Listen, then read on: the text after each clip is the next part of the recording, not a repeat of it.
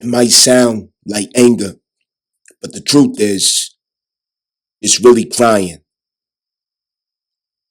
Mars doesn't cry the same way that Venus cries. Understand? It's painful to see the deception held over women of today. And the fact that to correct, to educate, to push awareness, to jolt to reality is the most impossible feat. But the irony is that nothing is impossible, and effort is always worth it. Most will not like it. Most will be offended. But to do nothing is much worse.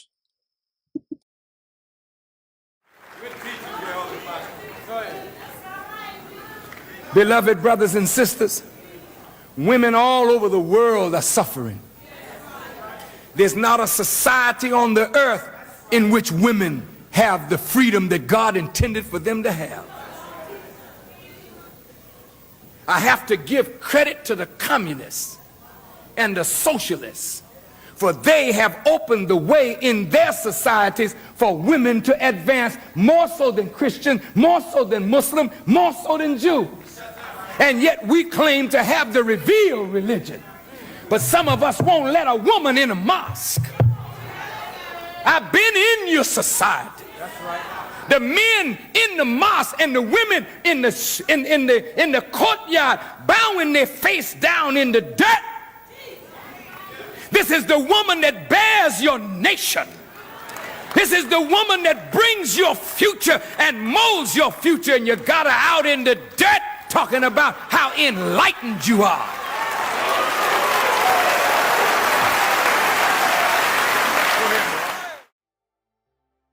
Let me put this on notice, you heard? Any woman out there who don't like my claim, let me see you beat me in fighting for women. Let me see you outwork me, outdo me in explaining women. Let me see you outdo me in advocating for women. Until then, look yourself in the mirror, stick your middle finger up, and put it in your motherfucking ass, you heard? As men, we do a great disservice to women of our society when we pretend as if our words, our game, our influence, our attraction doesn't gain the consent to bring pain into a woman's life, confusion into a woman's life. At some point, we have to admit and come clean that although she may consent in some fashion to you practicing that culture of promiscuity, fornication, or adultery with her, she may open her legs and allow you to play that part, to do so. But somewhere within us we know that we are betraying her. Somewhere within us we know that we are part of a lie, an illusion, that we are initiating a long experience of trauma and pain for a moment of pleasure. We think that the justification is okay, that she was okay with it. She consented to it. She was down with me. She didn't have a problem with it. But the burden on the shoulders of man is that he is obligated to show strength. He is obligated to be the patriarchal law that contains and protects the matriarchal constitution. The matriarchal constitution is submissive. It is receiving, protective. It is close to understanding and compassion and the sensitivities of agreeable nature. And when we pretend as if we don't understand that in such moments, where confusion is being initiated because we think we have a gain of some pleasure for a moment, it trails behind us, tethering and attaching dark covenants, generational curses, soul ties and attachments, and burdens of the soul and emotions, as well as trauma and pain and confusion to the children who often manifest from it accidentally or unwittingly. And then man and woman becomes enemies. And through the state, they go into warfare. And it is the children in the middle who are in confusion, not knowing the origin of the stories or how it all began, but knowing internally that somehow the natural person was supposed to have love manifest from both a father and a mother. And they were to demonstrate what love looks like before them, through the good, through the bad, through the ease, through the difficulty and celebration and in turmoil. But we deny them that when we pretend like we don't understand the consequences, the destructive outcome of fornication and promiscuous behavior. As men, we have to bow out of that practice. We have to bow out of that culture. The truth is that even though women do make their own decisions and they play the part in it, you are the one who will be held accountable. She is very new to accountability. She also tends to carry the load of the consequences with children in an unfair measure. Even though she has the option to go to the courts and hang a nigga, we know how that story goes. Could it be justified? Could it be justified that the matriarchal archetype, just like a crab, has pincers, something to defend itself with or something to make consequence against its vulnerabilities? There are many imbalances to address, but how do we do so while we are still participating in the initiation and co-creation of pain and trauma? It is not a cool thing to lay with many women as sport. It is not a cool thing, as once expressed, to run through as many as you can. It's not a good thing to beguile and to fool and trick, or to volunteer yourself into coercive circumstances, knowing that your allegiance is not to monogamy. Your nature most likely could not be monogamy, but yet you do so because you don't want to lose the opportunity to sleep with a woman or to take ownership of a woman or to claim her in some type of measure. Let's be real. We as men can afford so much more honesty, but we're not doing it. Who are you? What are your intentions?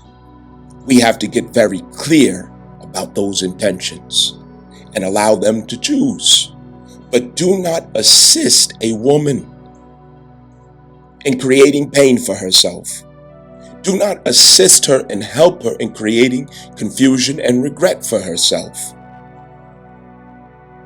I am the first to raise my hand and say, there is nothing more tempting, more difficult to resist than a woman. There's nothing in the creation more beautiful and adorned than a woman. I personally do not have the strength to overcome that temptation unless I put myself in the right positions not to be subject to that temptation. I am not wise enough and I am not strong enough, and I doubt that you are either. It is a powerful force of nature between man and woman. But at some point, we have to become sober enough to know what we can and what we cannot afford. None of us can afford continuing the generational curses behind carelessness and recklessness in sexual activity, the spreading of diseases, the begetting of bastard children, and the war ongoing, and animosity between males and females who cannot come to equal eye or terms or a sense of justice or recompense for where they were injured, on the illusions that they project to themselves or to each other. Do not help a woman's imagination if you know that it is misleading her. It is better to be honest and to disappoint in the moment than to be guilty of misleading and betraying the love of a woman. A womb is sacred, so sacred that none of us will escape the consequences of violations and oppression to the womb. We should fear Allah when it comes to that. We have to rebrand ourselves as men and become men in every sense of the word, gaining and earning trust and respect. And it starts with us having principles, values, morals, and ethics that do not bend when it comes to the trust upon us not to cause harm or confusion or betrayal to those who are subject to our strength.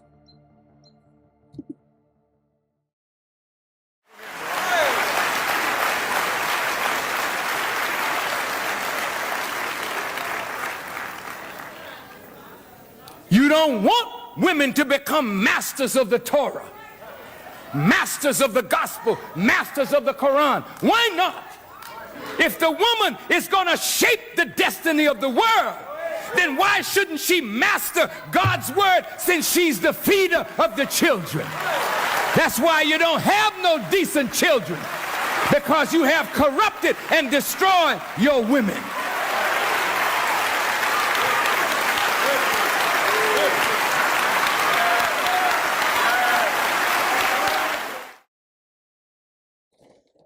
If we can't have the courage to be honest enough about how we affected the previous generations, we are going to fail to secure and properly inform the little girls of this generation.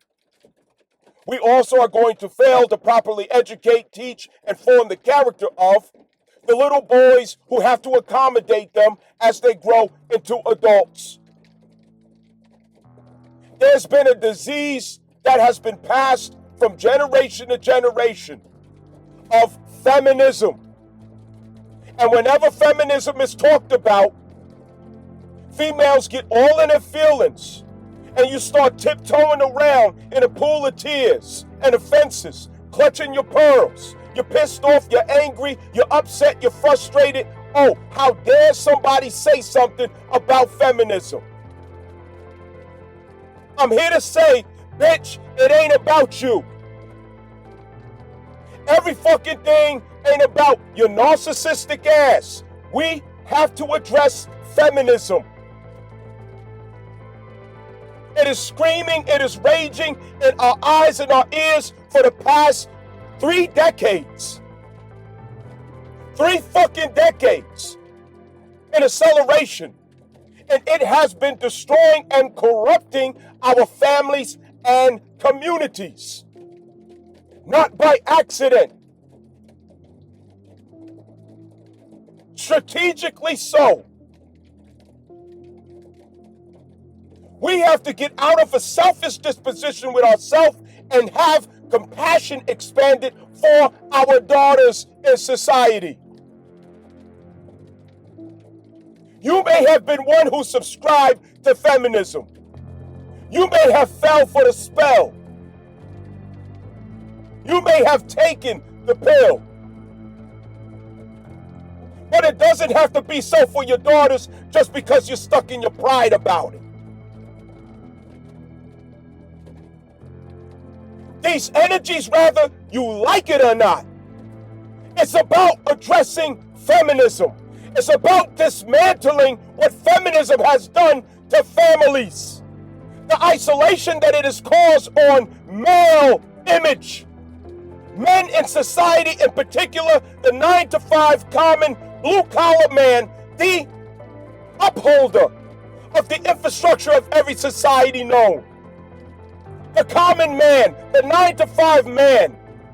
It is feminism that has taught the little girls to look at such as disgust, not knowing that he is their saving grace. He is their natural male counterpart by which she is to visualize a family with. There has been an ongoing preference for the knucklehead, the dope boy, the drug dealer, the athlete.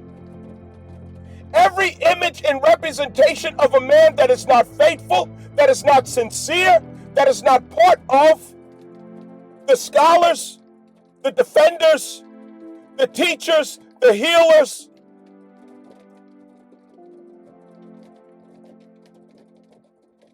the enlightened,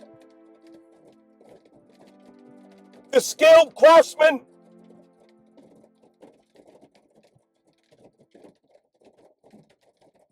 all who really make a difference in the infrastructure of our world of men. They have been taught to turn their nose up at them.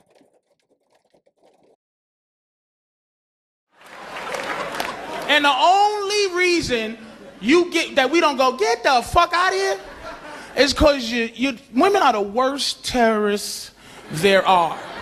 Worse than Al Qaeda, because this is what y'all do. You hold a pussy hostage and threaten to kill it if we don't listen to your horrendous nonsense. And you make it read a letter. The pussy be reading the letter. Please. Please listen to her story or she's gonna kill me and you'll never see me again. Look at him, look at him, look. Yeah, this posture, this ain't good when girls do that. Girls do that. He hates women, he hates women. Somebody gotta tell you.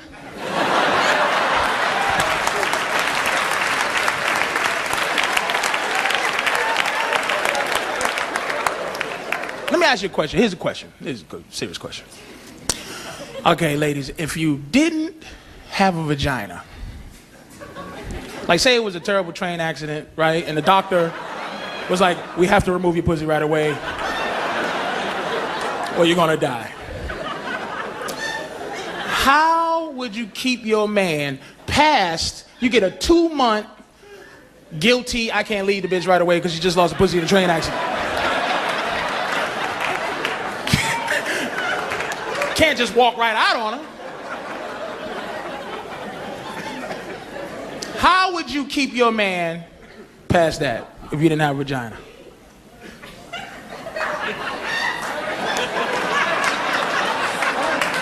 Wow.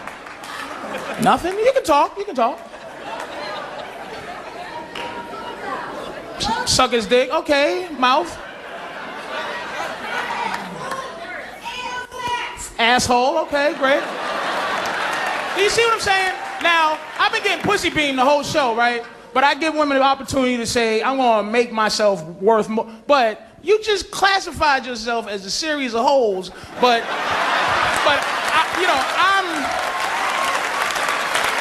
I'm supposed to treat you special, but you're just a bunch of holes to yourself. No one said learn how to play Xbox, learn how to play pool, tell better stories, get another bitch that got a pussy to come on in.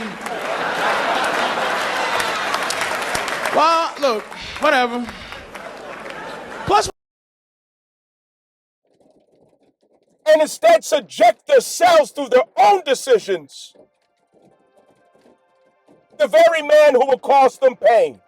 Why? Because it's entertaining, it's part of the clout, it's part of the validation. It's part of the coding that's taught to them by pretty females who have cell phones, who get on Instagram and push these sick messaging to the young girls in society, misleading them all the way with feminism doctrine. Cheating girls out of husbands, cheating them out of their youth, cheating them out of the most important years of their life. Their late teens until their early 30s. That is the window of superior value for a female. I don't give a damn who is not young enough to feel good about that statement. That's your goddamn problem, and you're not gonna project that shit on me. Let's keep it real here. Men do not step into the value until after their 40s. Women step out of the value once they hit their 40s. Ain't shit you could do about that. Ain't a motherfucking thing you could do about that. You have nobody to be angry with about that fucking fact of life. That's your goddamn problem. It's not helping for your bitterness at truth, your bitterness at reality, to cause you to lay down at the passing of truth, at the passage of truth. To make yourself a part of the expression of cancel culture. Rather, you directly or indirectly cause the cancellation of truth to be expressed and moved throughout the world, to enlighten these young girls, to prepare them for a better option than what the fuck you took.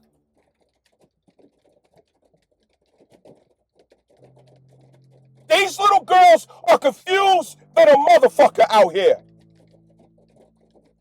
They got a hot ass pussy and don't know what the fuck to do with it. Well, you're right. I'm going to quote you again. Among the many factors which influence male-female economic differences, the most elusive is employer discrimination. Yes, that when you correct for all the various factors, such as the number of hours worked, the continuous employment versus taking a few years out to have children and so on. You take all that into account, the differences between men and women become quite trivial. If you look at the academic world, or as far back as 1969, women who were never married and who had earned higher incomes than men who had never married. They became a tenured professor at a higher rate than men who had never married. And then later on, if you look at the general population, if you take the women who are past the childbearing years and who work continuously, their incomes were higher than men who would work continuously and so on. So the difference is that not that the employer is paying them differently, but that they have different characteristics. So the central variable in explaining economic differences between men and women is not employer discrimination, not the rise of feminism. It's that women, it's child rearing, marriage and child rearing. That's the variable. As that varies, a women's arrival or participation rate in high-level occupations varies with that. That's Absolutely. the okay. Now, in principle, you note, family responsibilities could be perfectly evenly divided between fathers and mothers. But that isn't the way it has worked in practice. Quote, I'm quoting you again, since economic consequences follow from practices rather than principles, the asymmetrical division of domestic responsibilities produces male-female differences in income, close quote. Wash, rinse, repeat. Have a baby, have a baby, have a baby by strangers and enemies. The hatred continues. I hate my baby daddy. I hate my baby mama. But where did it start at? The lack of proper education. Education is not in a university. Education is not in the college campus. That is training, and I'm pretty sure that everybody has caught on to that by now. Your degree does not save you from being the same statistic. Your college education does not save you from the same outcome. As a girl standing at the bus stop with dusty ass ankles and some dirty ass pink Dora the Explorer flip flops. You got the same pick of the same fucking litter. It's competition for the same man. Men have never cared about your education. Men have never cared about your degrees. Men have never cared about how much money you make. A man don't give a fuck about none of that shit. It's in your head. You're making it up. There's a lot of shit that's in your head as females. There are things in your head that is not true or real, realistic or in actuality. You're making a lot of shit up in your fucking head and you can't let it go. America is a place where women have alienated themselves from men and they fell away from reality as a consequence of that. The mistreatment of men, the abuse of men. As family courts and divorce courts defend such behaviors. The fixation to subdue a man under your control for your own insecurities to find solace.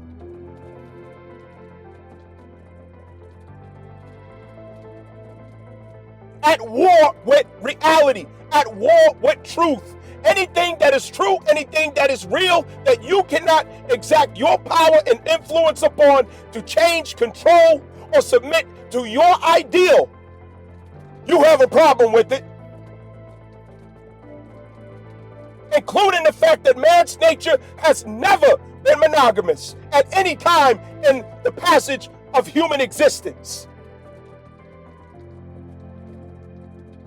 Roman Constantinianism and the Council of Nicaea that created the ideal of monogamy. Through Constantinian Christian Catholicism. For capital and corporate benefits. For assuming the ownership of eggs in the womb of women. Which is all a marriage certificate is. It is a bond on the children that she will bear. Just as a birth certificate and social security number is a bond on you. By signature that you did not give to the document. We question nothing. And we create and recreate over again the same consequences over and over again. We have to admit what feminism has done, what it is doing, and what it will doing if we do not become participating in this correction.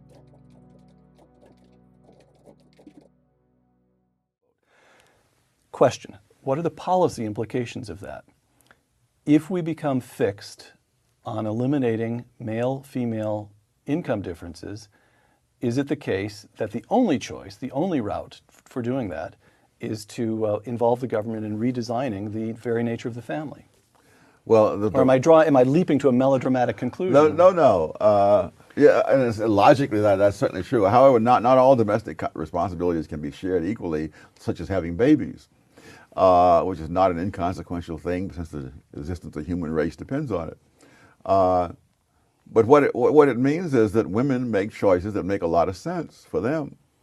For example, the choice of occupations, that women tend not to go into occupations in which there's a very high rate of obsolescence.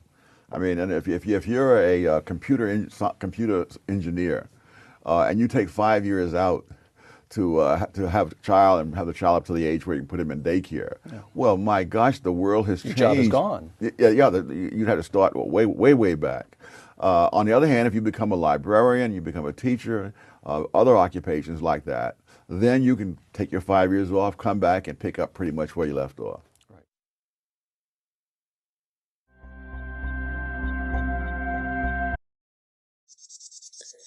Don't lie to women anymore. Most of you as men are not monogamous, and it's something you are fully aware of. It is not a sin or a crime to not be so. It is your nature to be polygynous or polygamous in essence. That is who you are. Monogamy is a romantic construct of the Council of Nicaea and Constantinianism, in the same way that Christianity has a false representation through Constantinianism in modern days, a Roman construct that finds its consistency with the state of incorporated society. It is about the marital contract and the result or consequence economically through trusts and bonds upon those born in the fall of marriage, and property and estate and contracts and bonds through divorce courts, lawyers as agents of the corpse person, which is the dead person, or gaps. We are all in a game that we don't know the rules to. And to come out of the game, we have to get back to our natural self. The natural man is polygynous. No one can refute that. There are exceptions in which men prefer to be monogamous. Being polygynous does not mean that you should be reckless, running through women, playing with women's minds and playing with women's hearts. It means that in your honesty, you have an interest, a natural interest, to focus with more than one woman, more than one family, more than one monogamous commitment or contract in your life. That is naturally who you are, and it has always been who you were since the beginning of time. That has never changed. It's time that if you know that that is who you are, you should come clean about it. Stop lying about it. And you should find ways to construct your life to accommodate for the true and natural expressions of who you are. Give women the option to choose whether or not that is who or what they want to be involved with.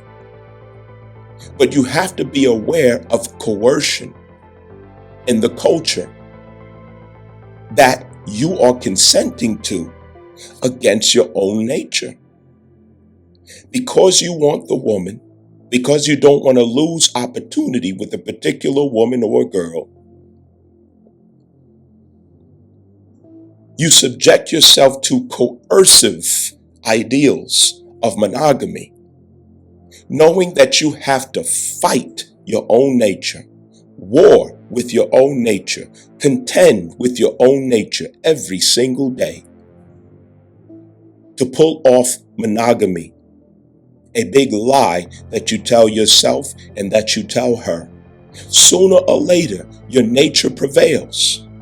And here you are labeled a cheater. Here you are labeled a creep. Here you are labeled another man who is unfaithful to a woman. The problem is the lie from the beginning. You may or may not have been aware that that's what you're doing, but it is. What are you going to do about making your life more true, honest, and authentic, and allowing women who come into your life to choose whether or not that is what they want to do.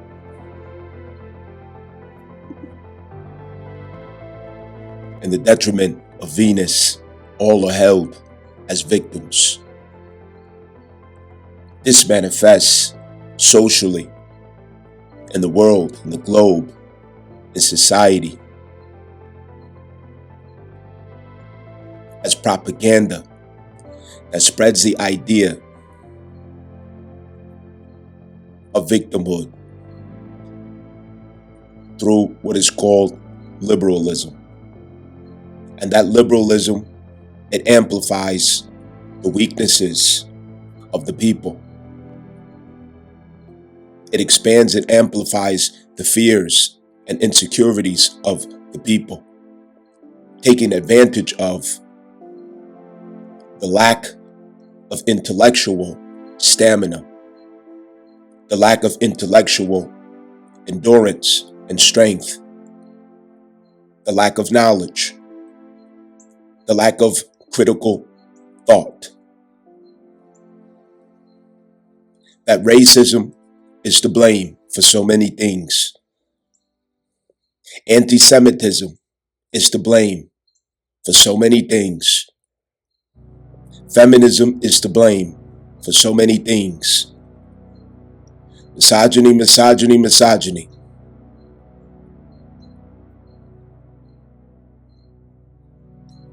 The patriarchy, the patriarchy, the patriarchy. The culture of liberalism through the detriment and shadow of Venus is being addressed by the South Node Virgo. South Node Virgo, number 9, Hermit card, Divine Masculine, which is the route to the rebirth of true feminine.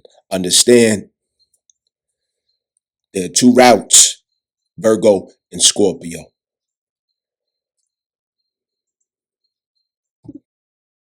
About you. You are the earth. You are the foundation of civilization. And what has happened, you have become toxic. A toxic, denatured woman. What is valuable is covered. There is nothing valuable that is not covered and secured. There is nothing valuable that is not covered and secured. What you say out of your mouth and what you justify has nothing to do with what everybody sees. An uncovered woman is a walking evidence and proof of a lack of love in her life.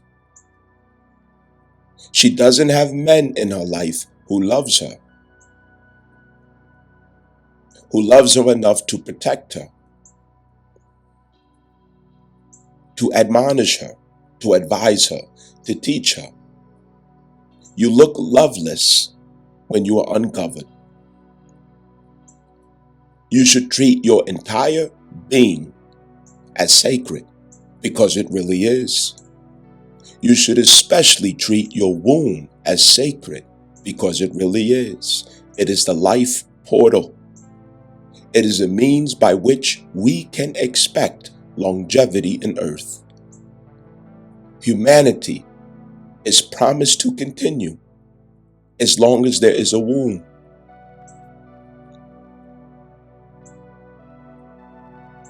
A womb that is violated is a mind that is violated. It is a heart that is troubled. And there is no way to separate it.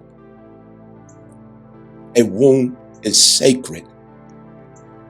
And only marriage can honor the womb enough to be entered. And we think that feminism is a revolution of freedom. a liberation, an advocacy for women, while it teaches her to undo the sacred value and perception of herself. Not so. We have to use our own mind to confirm the truth, our own hearts to confirm the truth. We have to get back to where women are honored. And men are not going to honor women who do not honor themselves. They're not going to respect women who do not respect themselves. It does not work that way. There's a lack of education about womanhood. There's a lack of education about what it means to be a woman. There are too many pretty females on Instagram and social media who are giving out doctrinations that mislead women. Women love to look at attractive women and listen to all that they have to say in admiration. Designer European fashion, makeup and styles, wigs, bright lights in front of them and cleavage pushed up. And you turn your brain off and you believe that everything that comes from their lips because they are attractive is the holy truth. Are we children or are we adults? Where is our wisdom? Do not betray your wisdom. Women, you have to recover your claim of status and value as women. And it has to be demonstrated. Cover yourself, honor yourself, close your legs to anyone who is not your husband or who has not publicly acknowledged a status with you. Respect yourself. Don't fall into the hatred of men, as we should not fall into the hatred of women. But we should be responsible enough to know where we are initiating and creating pain and trauma and regret. Of what she talks about in terms of what she's seeing in these therapist offices when these women come in here. And they literally got mad at her in these comments. Might piss some people off, but it has to be said. Not every tear means someone's a victim, and not every man is automatically the abuser. Let's talk about vulnerable narcissism in women, the face of narcissism nobody wants to address. We've been trained to see narcissism as arrogance, grandiosity, and entitlement, usually in men. But vulnerable narcissism wears a completely different mask. It hides behind pain, it hides behind sensitivity, it hides behind the very real experiences of trauma, but weaponizes those experiences as a tool to control. Here's how it plays out. A woman gets dysregulated and demands that her entire family reorganize around her emotions. She'll control partners with phrases such as, "You need to change if you want me to feel safe." She manipulates co-parenting dynamics. This is where I see it a lot, mandated co-parenting dynamics, by turning the children against their father because she feels threatened, abandoned, and wounded. Here's the part that stings. Yes, her pain is real, but that does not make her behavior healthy. Emotional dysregulation does not justify emotional control. Your trauma is not your partner's debt to pay. In fact, research shows that this is not just anecdotal. Dr. Pinnikus and Kane, they describe vulnerable narcissists as hypersensitive and control-seeking through victim narratives. In parental alienation research, we see clear patterns of emotional manipulation used as punishment in co-parenting dynamics. But what's really interesting in all of this, nobody wants to consider this abuse when it's wrapped up in female fragility. The Me Too movement exposed real abuse, but it also gave some women a shield to hide behind and to avoid accountability. If you cry enough, society will believe that you are the victim. But if a man did these same controlling behaviors, monitoring where you go, who you talk to, demanding constant reassurance, we'd call it emotional abuse. Control is control, no matter who is doing it. And sometimes covert female narcissism hides in plain sight because we confuse tears with truth. This is not about blaming women. Don't get your knickers in a twist, loves. This is about owning that dysfunction wears many faces.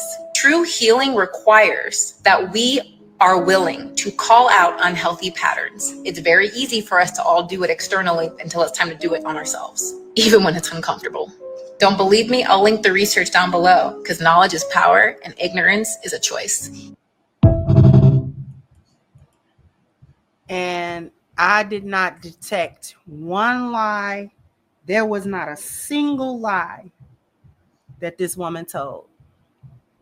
That is the way it is. And we can see it. And she points it out that it is more readily evident in situations where there is co-parenting to be done, where the woman uses these manipulation tactics. Oh, she's a victim and this, that, and the third, in order to manipulate the entire dynamic. You know, the man has to do all of this proving. She turns the kids against the father. You know, all of these things, she's got to set it up. And the reason that they've been able to get away with it so long and why it's so difficult to squash is something that she actually said in the video.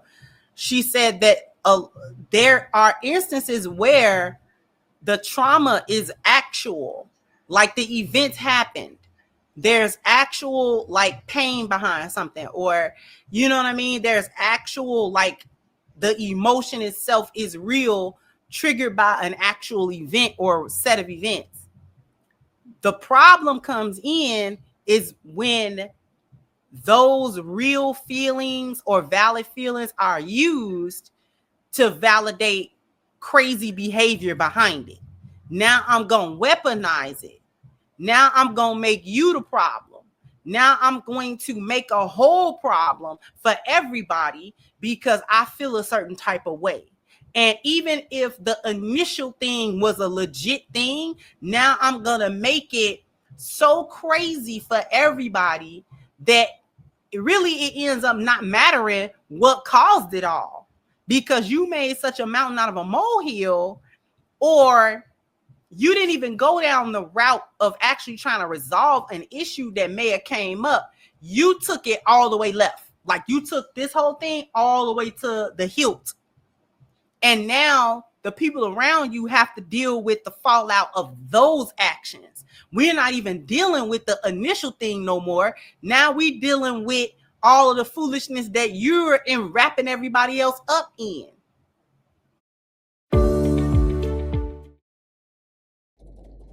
It is through feminism that the moral compass has been lost, protected and backed and defended by liberalism and the illusion of democracy that has confused the people about the fact that they are in a republic, not a democracy.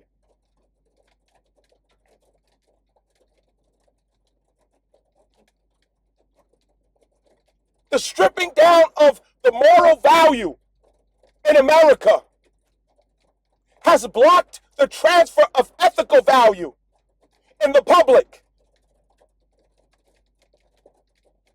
Ethics are sourced from morals. Morals are sourced from values. And value is sourced from identity. That which you, according to your identity, recognize as being important, something to reverence, something to cherish, something that needs to be defended or protected or preserved. Through feminism, women themselves, in contradiction to their own words, become enemies to their own being, to their own womb, to their own identity and essence as women. And every action and behavior that they take in contradiction of the claim that they are exercising and expressing freedom and liberty. But it is not the case. It is the exercise and manifestation of self-entrapment. and subjugation to pain and trauma that lasts for decades, for generations. Passing it down because there is too much ego around protecting the sister code in feminism. Therefore, the daughters have to suffer the same thing because you're too proud to admit how dangerous it is. It is shockingly bad. So we are now at 1.6 per woman. Our replacement rate is 2.1. I thought we were at 2.1. It's been about I think 8 years that we passed the 2.1, and then there was a mild uptick in COVID. So people were hopeful. They were thinking, well, maybe it was just an anomaly those last few years. But then there was a steep decline since COVID as well. So yeah, we're at 1.6, and the millennials. I mean, the millennial generation, I think it's something like, we're older millennials. We're like, I think it's 1980 to 1986 is called the elder millennial generation. Something like 58% of us have children. That means, yeah, the lowest in history. So it is going to be a shock, a huge shock when our generation ages and there's no one there to do important services. I mean, like there's a lot of not only economic reasons, but just like the social fabric of what's about to happen of not having children. I mean, this is how civilizations die. Let's go into it. How is it going to affect us? So this I mean, isn't something I've talked about. Yeah. So one, it's the economic situation is going to get very bad. When you think of, the boomers are the largest, I think, generational cohort. They're living longer than they ever have. They're healthier, but they're getting to ages, right? Like, who takes care of boomers when they're in their 80s and 90s? They're in nursing homes. You need service workers. You need people to be able to take care of these aging people, right? It used to be that you were taken care of in the family. We don't do that anymore. Now we have nursing homes, right? Like, it's the glorification of single parenthood, the glorification of hypersexuality, the justifications of stripping yourself naked and walking the streets, turning cameras onto yourself. Nothing of yourself is sacred. Nothing of yourself is private. Nothing of yourself is exclusive for a man that you chose. Anything that is valuable gets covered. Anything that is valuable gets protected. Anything that is valuable has limited access unto it because it is valuable. There is nothing valuable that just walks bare, open, naked, undefended, and unprotected in society. And protection is not to be assumed as somebody else's responsibility. It is first your responsibility and obligation and duty to secure yourself. And that is the importance, the essential reasoning behind having morals. There's no protection for the person who is morally bankrupt. There's no security for a person who is morally bankrupt and corrupt.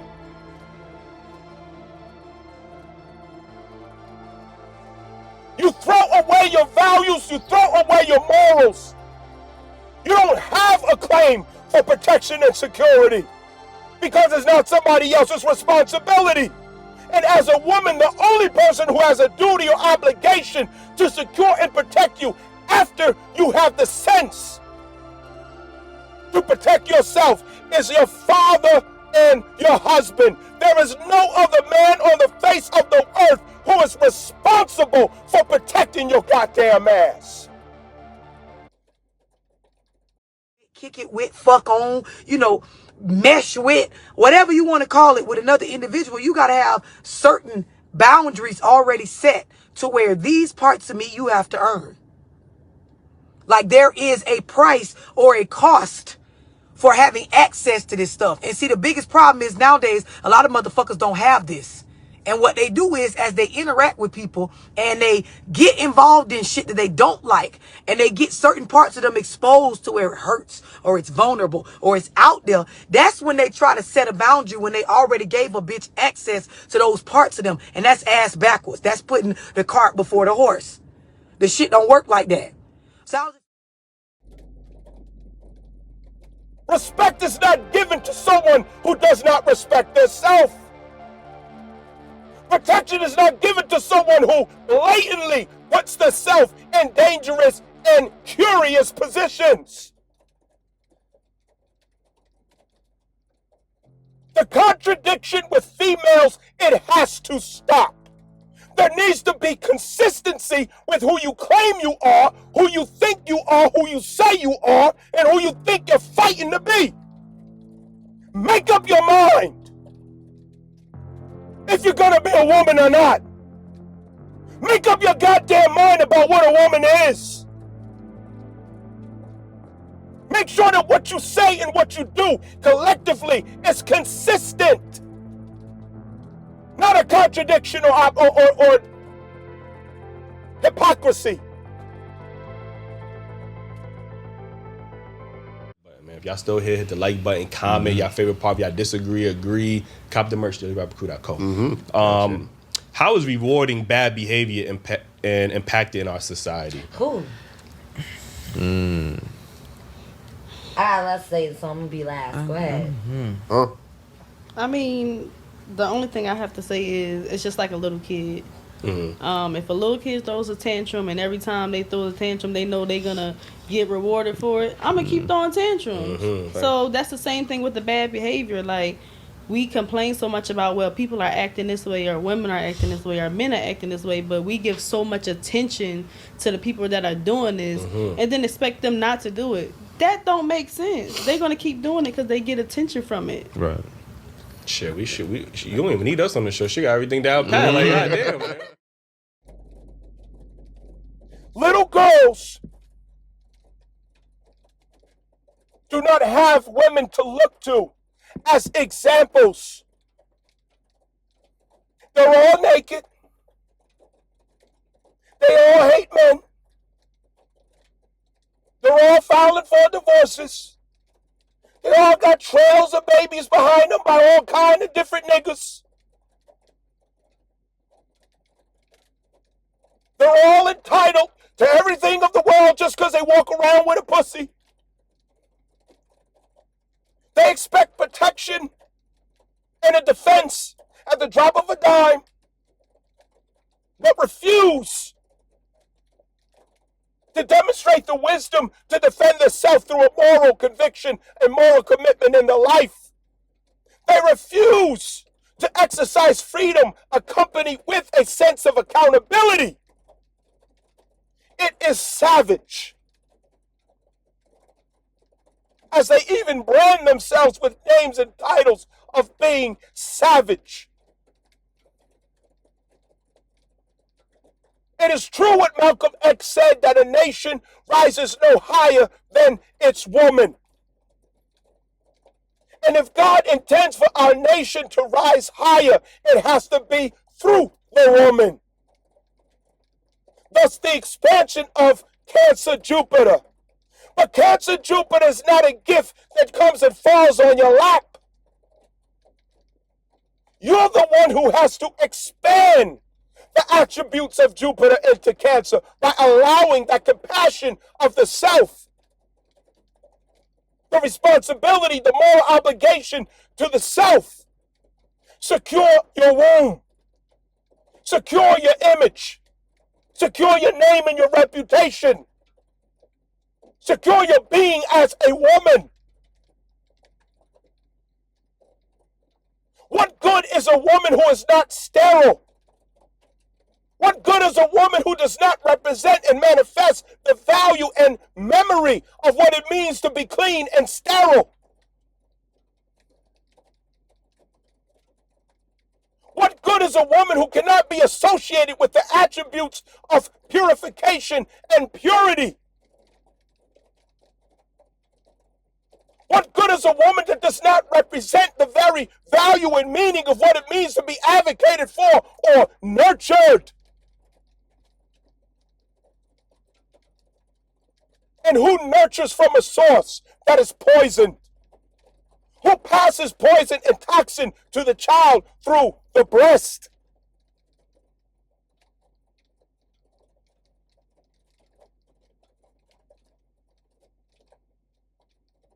If the women are not clean, if the women are not sterile, if the women have no care, or rather are not Their virginity is passed to a qualified man, a qualified person for marriage. Not just some guy who they think is cute, some guy who they think has money, some guy who they think is handsome. This is a sickness in this culture, and we are in position to make a difference about it. Nothing can stop the initiation of consciousness. Nothing can stop the initiation of thought into matter. Nothing can block and stop the power of our mind if we put it to it. But the fear and the shame and the guilt of not being on code with the sick sisterhood that terribly needs correction from females themselves. It is lacking because there is cowardice with women. You want to defend something that's not even defending you. It's an illusion of defending you. It's an illusion of being for you. It is not for you. It is against you. It is against your entire being as a woman. Feminism.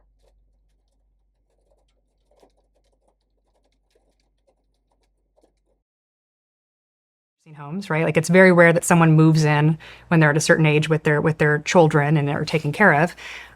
So those jobs, which used to be filled by service workers, there's no one who's going to be able to fill that. On every economic dimension, if you do not have a generation of workers, of people paying into the system, Social Security, I mean, Social Security is a huge issue, but if you don't have people paying into the system, doing the labor, being able to do the things for the elder generation, society starts crumbling. And then there's, of course, the social ramifications of not having families. You know, I'm a firm believer that the most important institution in America is the family. The family used to exist to take care of the people who were weakest, right? Like it's like, you know, you used to have these big families and, you know, sometimes the weakest child would still be living with mom and dad at home, and that was okay. You know, you sort of had empathy for them, but it was the family's responsibility to take care of these people. We quickly moved that to now it's the state's responsibility to take care of these people who you know, may be sick in some way, may be you know, unable to provide for themselves in some way, might have psychological issues. Now the state has to take care of them, which is why you see a lot of these people on the street now, because the state does a terrible job of taking care of these people. But as fewer and fewer children exist, it's like you're not going to have a society that can provide for itself, that can continue into perpetuity. And, you know, the exponential decline of this too, where it's like, it sounds, oh, well, we went from 2.1 to 1.6. That can't be that bad. I mean, in a couple generations, that means that our population has shrunk by half. In a couple of generations? Yeah, and the best example of this, and I wish I had the numbers in front of me, is South Korea. So South Korea, I think their birth rate is the lowest of any country, any industrialized country. I think it's 0.9. And when you have fewer and fewer people, no one's doing the jobs. You know, Japan is also heading this way. Their birth rate's quite low. The only sort of argument that people make as sort of the bright side of this that could potentially make up for both the labor loss and also just the civilizational collapse is robotics, right? Like you could have robots do a lot of these jobs. But I think it is a very dangerous thing to say we're going to depend on automation and robotics to make up for the fact that humans are disappearing. I mean, even China's dealing with this. You know, they had the one-child birth policy, and then they boarded all of the girls. Yep. So now they just have extremely short-sighted. I think the bulk. We're always talking about how dangerous China is. How China is growing in power and importance. The most short-sighted thing they have ever done to their society that will eventually catch up with them is the demographic collapse that they are going to feel because of one child. Like they're trying everything now too. They're trying to end divorce, right? Like so there's now a policy, at least that I read about in China, where you have to have like a 90-day cool down period so that you don't divorce.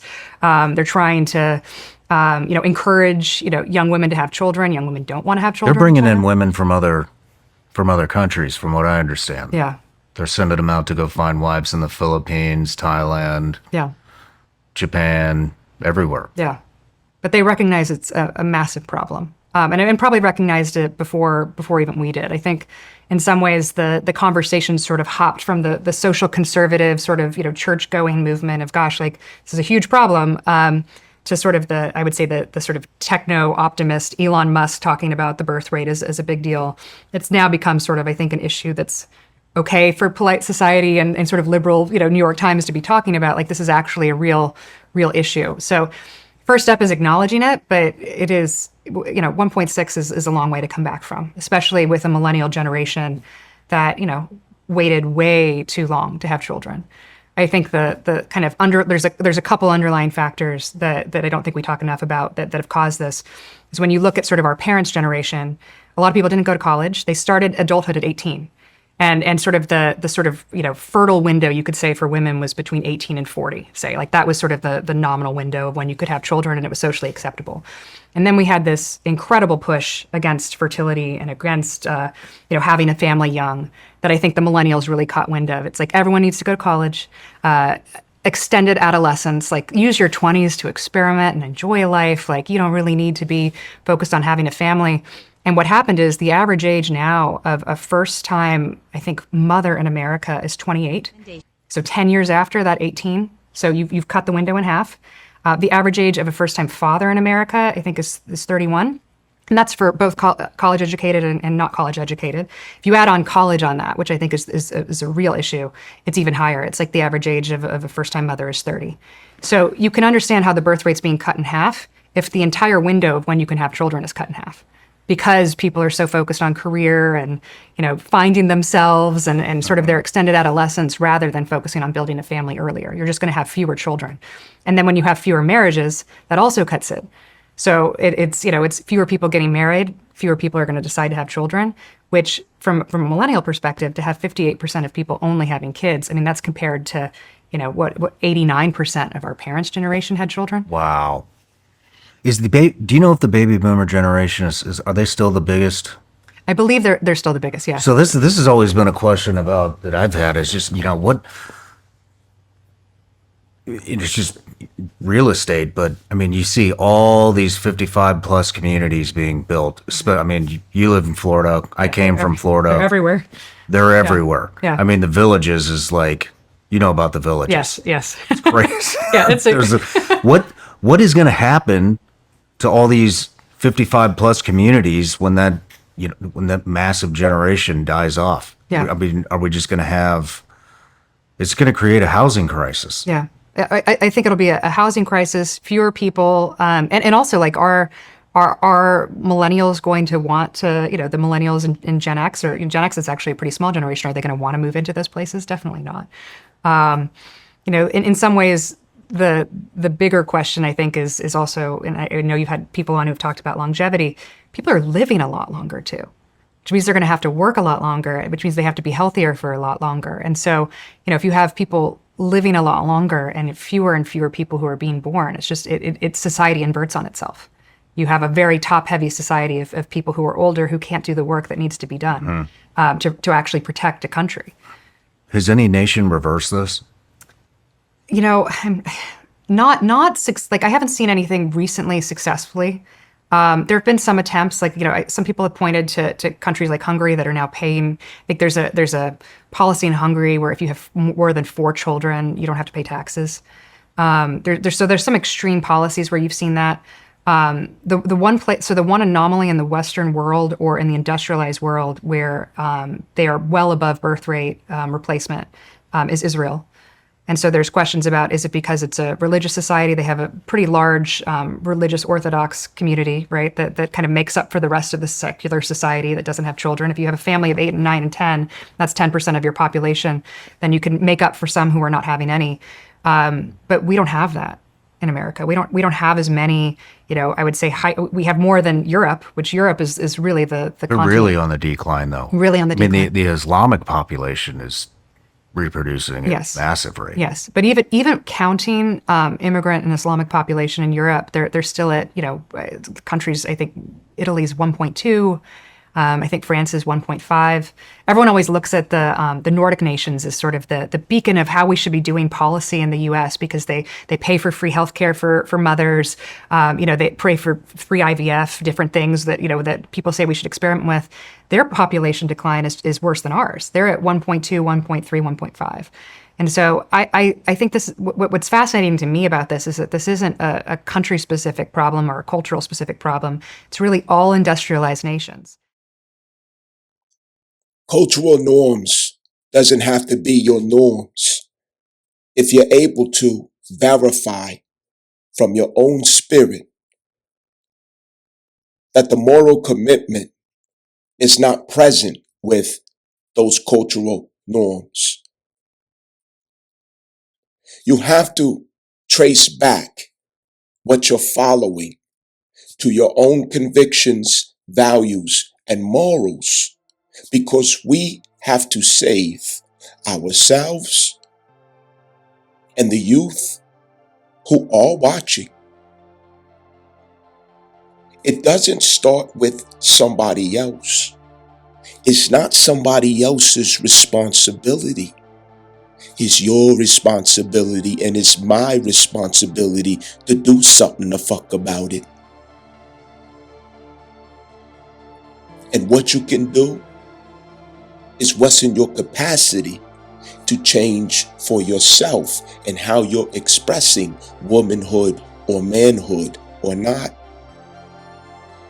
You can't let social norms tell you right from wrong, good or bad, nor can you expect social norms to include the level of accountability that leads to greater fulfillment in your freedom.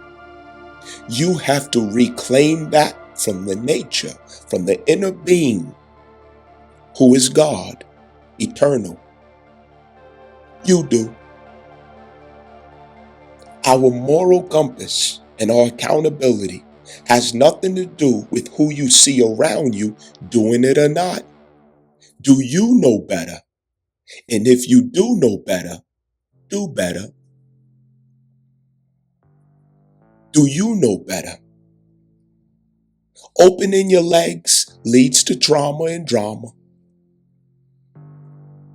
Creating babies before there's a public announcement of your commitment with someone, it leads to alienation and war of the blood. Bow out of the cultural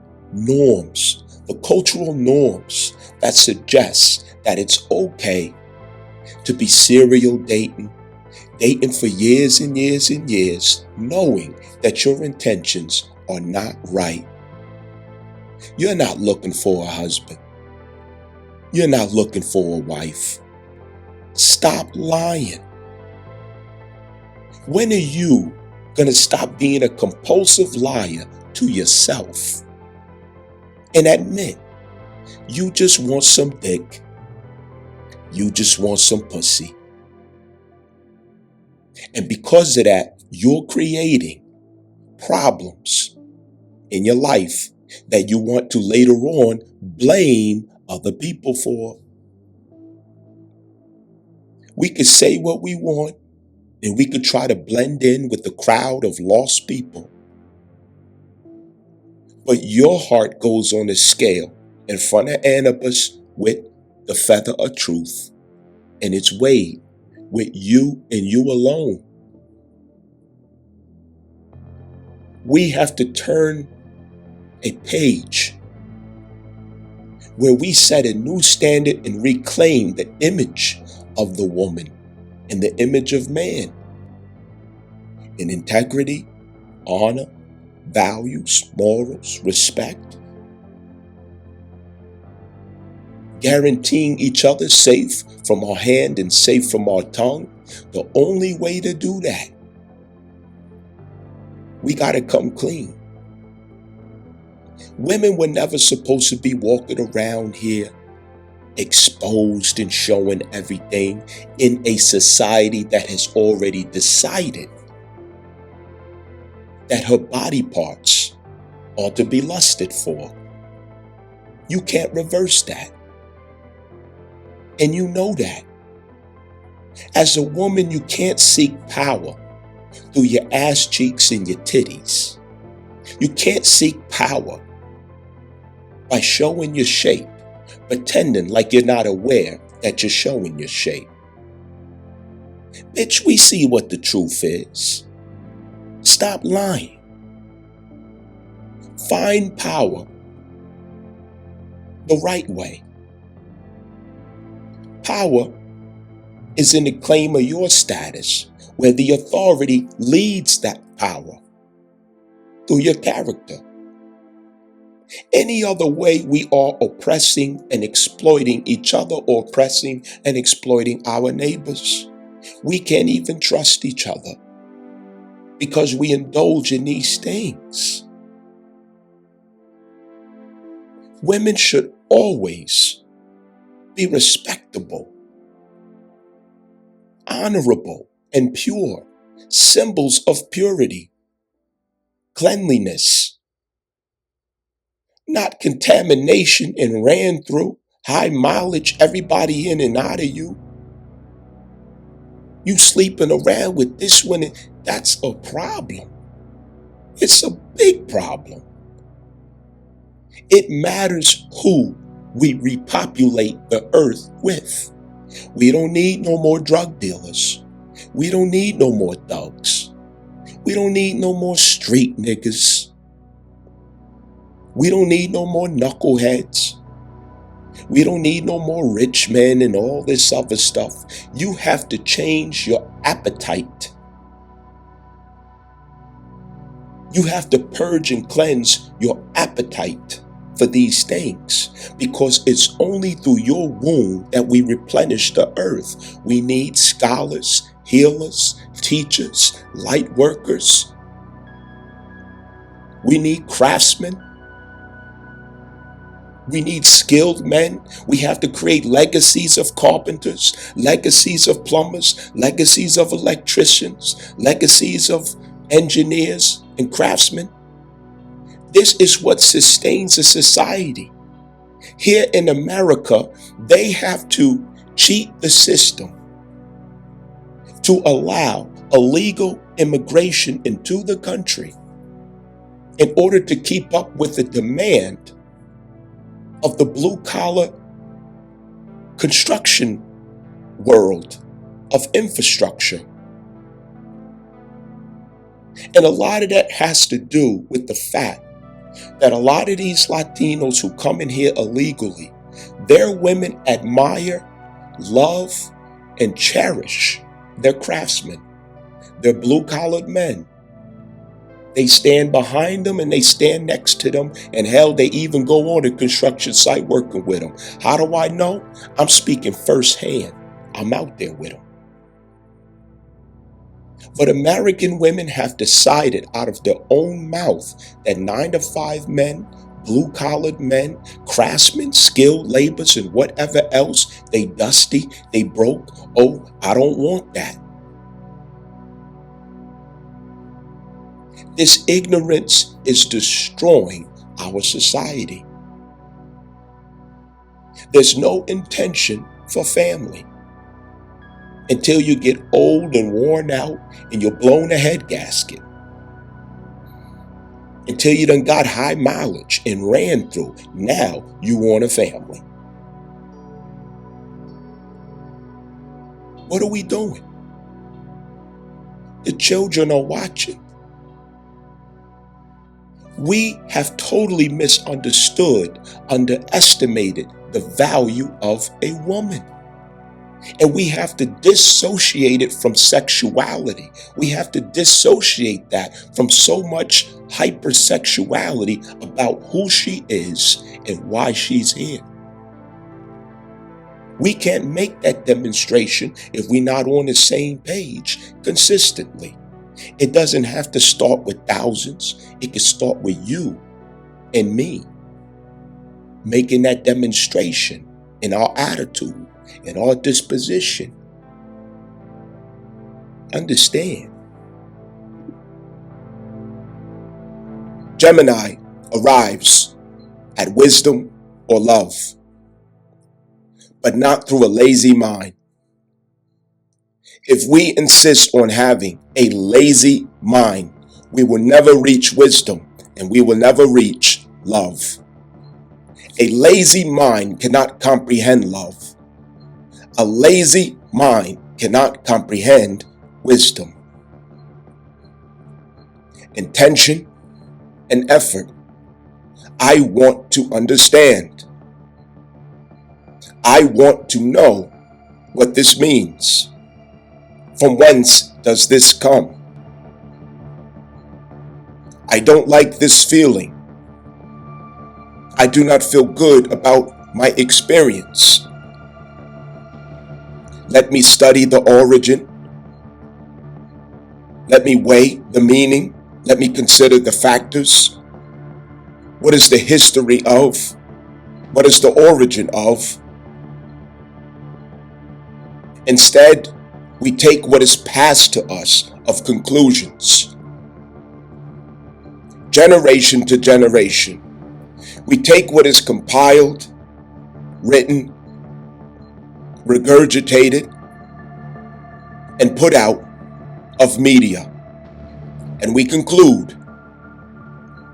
But what has your mind found or discovered?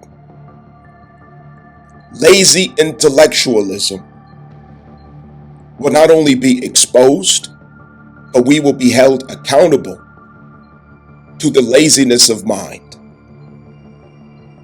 And we will suffer the consequences of not using our intellectual capacity in this earth. Ignorance of the law is no excuse. As above, so below, it is exactly the same in spirit. Your ignorance of spiritual laws is no excuse. You still are subject to those spiritual laws, even though you do not understand them. In consequence, it is karma that causes the motivation to learn, to realize, to discover, to investigate, to teach yourself from whence it comes. How does this law work? How do I position myself in proper jurisdiction or proper standing, pro se, concerning these laws of earth or of spirit? If I do not want to suffer the consequences of citations, implications, arrest, violations,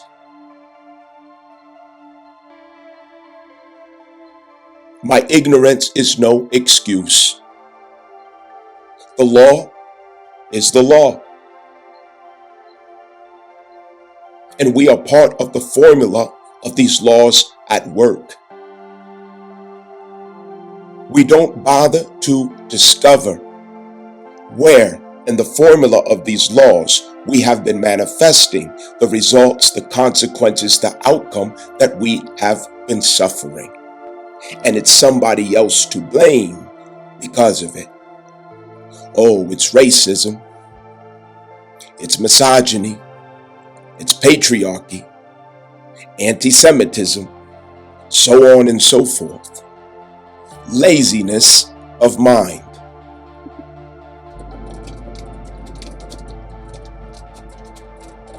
Don't be selfish and let your daughter suffer the same consequences. You have a responsibility to hold others accountable where it is appropriate, to say what is true against what is false, to do what is right against what is wrong. The moral obligation has returned, and nobody is going to pass it along anymore and say, oh, I'm not responsible for that. Yes, the fuck you are responsible for it. And bitch, you gonna get up and do it. You are responsible for your sister. This doesn't matter the race, the demographic. It's about the preservation and honor and restoration of womanhood in and of itself. What is a nation or society without womanhood? There is no civilization without woman principle, because it is informed by the woman. Civilization is informed by women. Feminists do not represent women. These liberally brainwashed college campus degree holding socially engineered female beings. They do not represent the institution of womanhood. Womanhood is the source of civilization. We don't know what civilization means without the input of a woman. We have no clue where to begin, where to put the standards of civilization without consulting the oracle of the woman.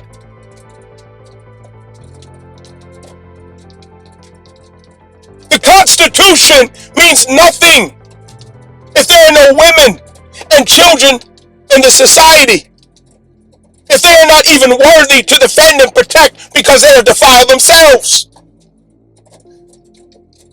What if we come to where the young men of this generation look at females and say, I'm not defending that, I'm not protecting that, I'm not carrying her bags, I'm not opening no door. And they're not wrong. Because they see what they decide to become, something that they know is not a woman.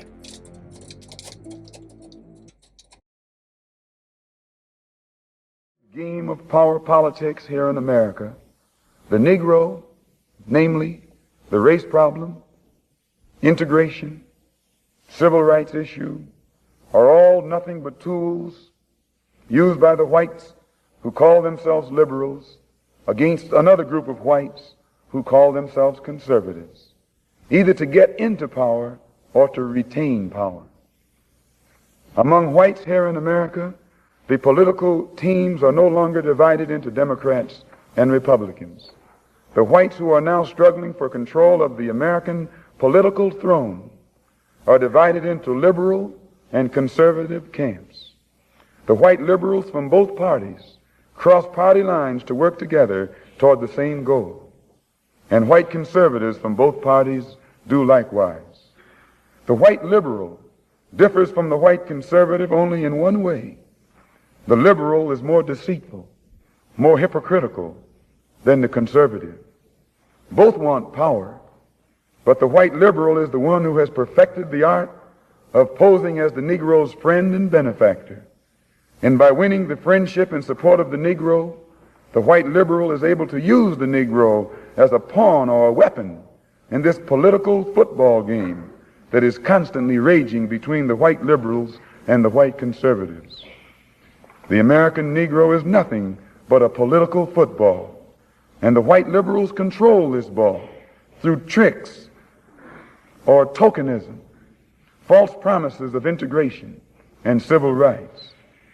In this game of deceiving and using the American Negro, the white liberals have complete cooperation of the Negro civil rights leader, who sell our people out for a few crumbs of token recognition, token gains, token progress.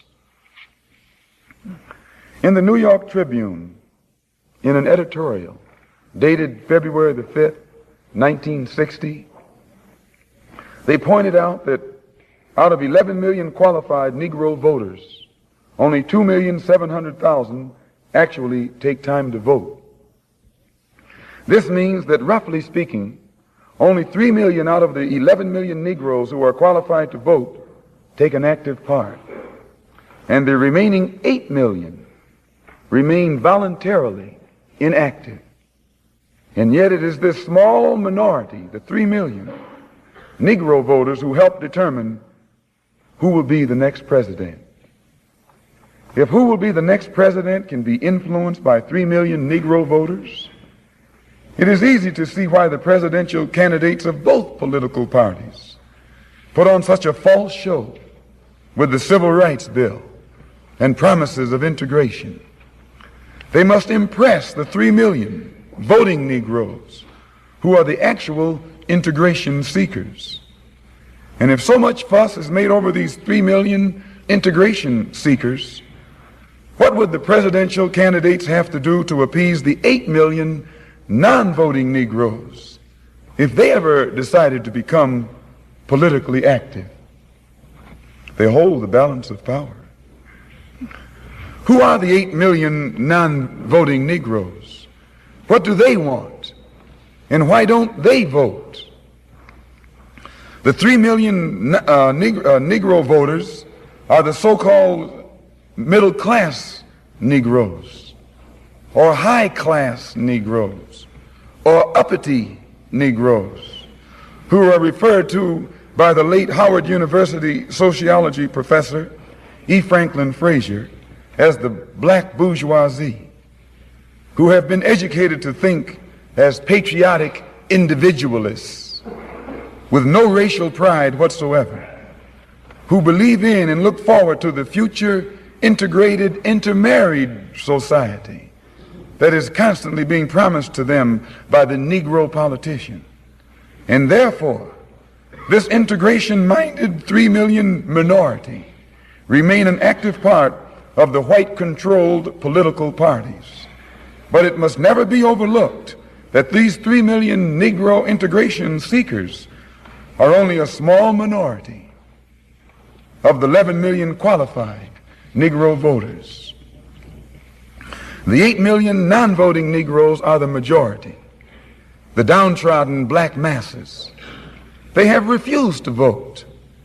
They've refused to take a part in politics because they reject the Uncle Tom approach of the clergy politician leadership that has been handpicked for the so-called Negroes by the white man himself. The Roman construct called romance has betrayed us about understanding true love. Love is not understood through the art of romance. It is not explained through the art of romance. We are not introduced to love through romance. We are in utter failure when we follow the cadence, the instructions, and the ways of romance as a pathway to love. It is not. The union of matriarchal and patriarchal wisdom, that is love. Where patriarchal wisdom and matriarchal wisdom find comprehension in each other, in the solidarity that could only be symbolized in the carapace like that of the crab. The internal, vulnerable, sensitive, impressionable core of the human being, guarded by the hard shell and protective layer of the carapace. To understand that one does not work against each other, but it is a unity of expressions that serve each other. Love is then manifest. Love is understood when the nature, the image, the being, the intention, the contributions, the sensitivities of the woman is honored by that of the expressions and impulses of the man. They realize that in each other is their saving grace. In each other is their civilization. In each other is their growth, the revelation, the expansion of their wisdom and their humanity.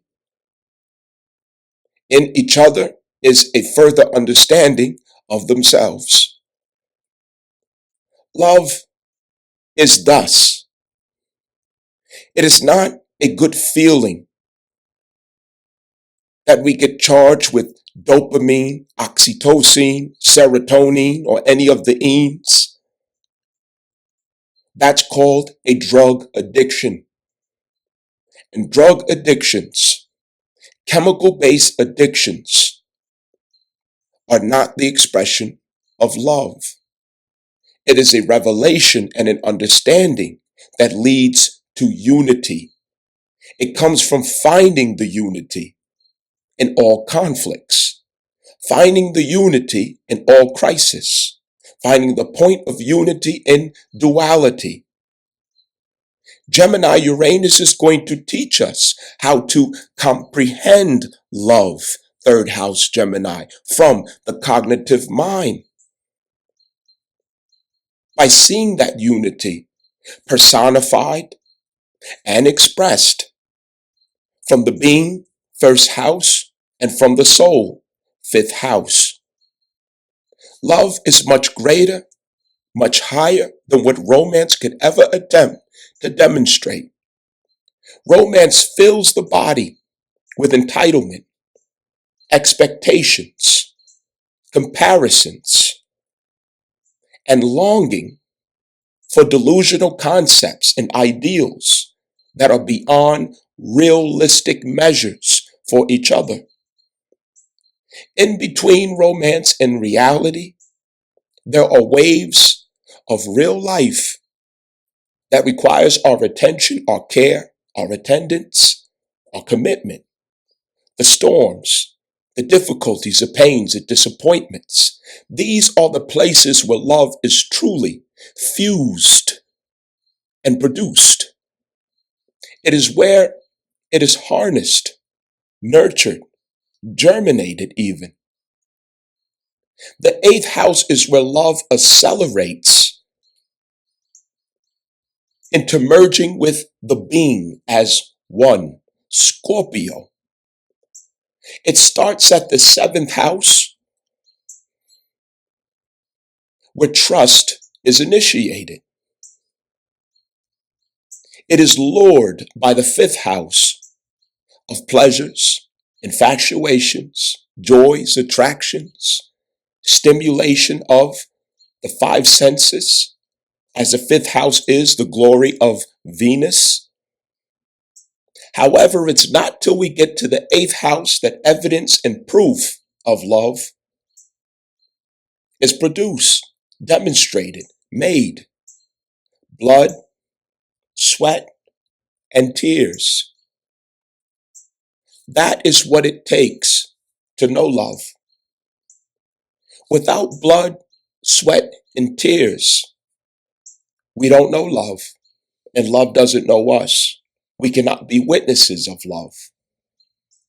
Romance is something that comes to confuse the senses, the perception, the ideals of what we were to expect from love. Love causes growth.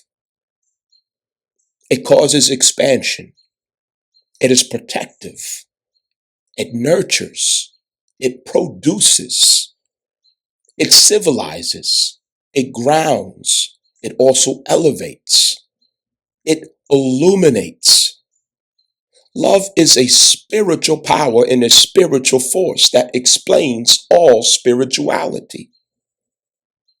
It comprehends all things, but not without a price of some pain, some sacrifice, effort, endurance, commitment. We tend to subject ourselves to delusions, and we become angry when someone else doesn't enable or help us to manifest those delusions and entitlements. We should become self-aware that if we get into building a house out of delusional bricks, if it falls down, blame no one except for yourself. The resulting consequence of these attempts at romantic ideals, we charge each other with failing to keep us happy, to keep us in a sense of pleasure, ecstasy, joy, or delusional state.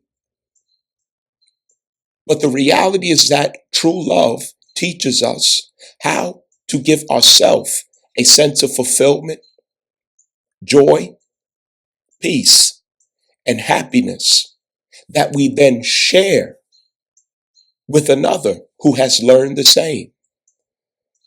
We cannot learn that if we are in the practice of control and domination, attachment and expectation. We are free, but free doesn't mean to abuse, mistreat, or misuse. And we have a long way to go to learn that lesson. What we have recently learned with Juno in retrograde Scorpio is that freedom must go with accountability and moral commitment. Without accountability and moral commitment, our freedom is only an act of betrayal, mutiny, oppression, injustice, control, and a status of fugitive from matriarchal law, constitution, and heavenly intention that God wanted for us. We are fugitives of our own identity at that point. I hope we are paying attention and we are learning that the source is the matriarchal constitution. To thyself do no harm. Your happiness, your joy is your responsibility. Your peace and contentment is your responsibility. No one else is obligated to create that for you. Anyone else is there to complement or expand the status that you already have with your own soul.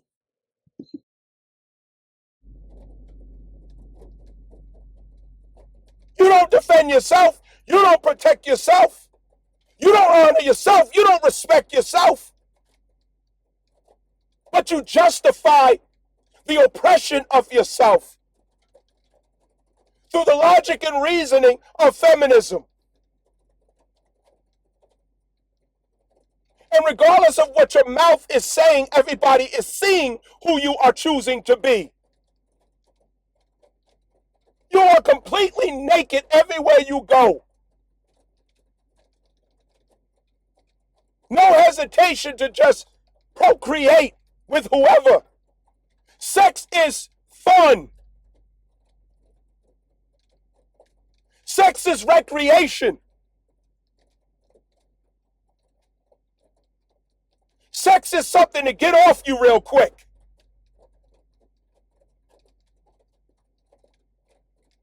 Sex is a means to entrap or keep.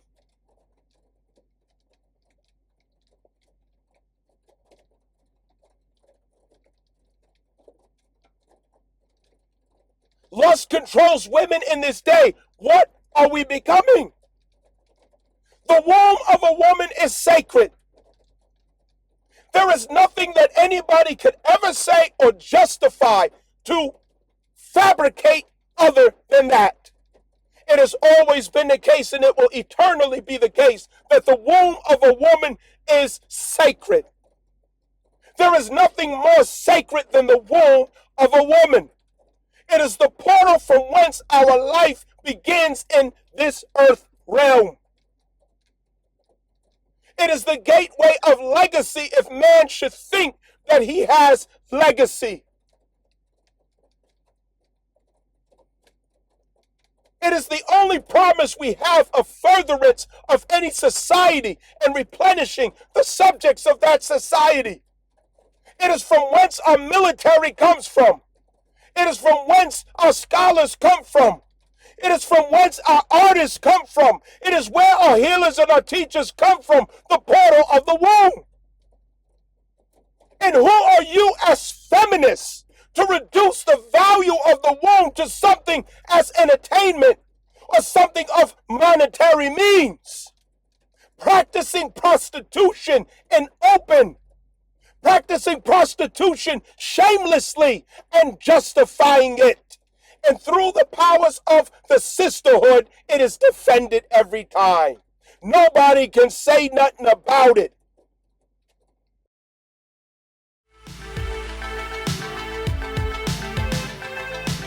Freedom Seed. The left is becoming anti-family in America. One of the most far-left political groups in our country today, Black Lives Matter Inc., which identifies as a Marxist organization, openly advocates for the dissolution of the nuclear family. In a statement now removed from the organization's website after being highly criticized, BLM Inc. said this about the family unit: "We disrupt the Western prescribed nuclear family structure requirement by supporting each other as extended families and villages that collectively care for one another, especially our children, to the degree that mothers, parents, and children are comfortable." Okay? They're not alone in calling for the end to families. Sophie Lewis, a feminist theory scholar, wrote in her book that the only way to dismantle capitalism, and therefore treat workers fairly, in her words, is through family abolition.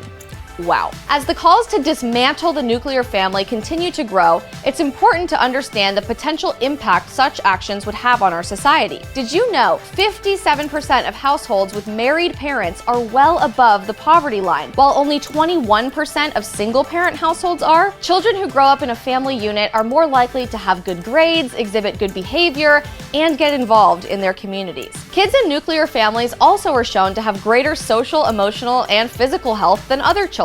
If we abolish the nuclear family, all of this goes out the window. The data speaks for itself. It's time for Sophie Lewis and BLM Inc. to do some research. I'm Isabel Brown, and you're watching Freedom Seeds. The left is becoming anti-family in America. I will say it until my jugular veins pop. The infamous astrologist will go down in history as that nigga that they can't stand. But fuck it. It is what it is.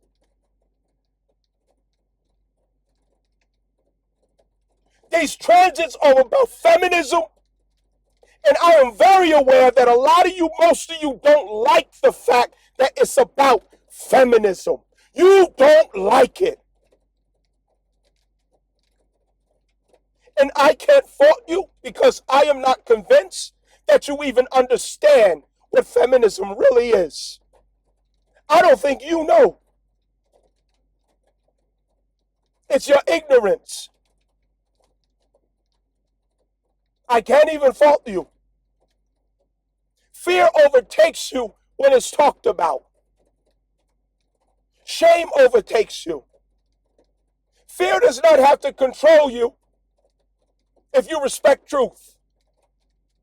Shame does not have to control you if you have commitment to your moral compass.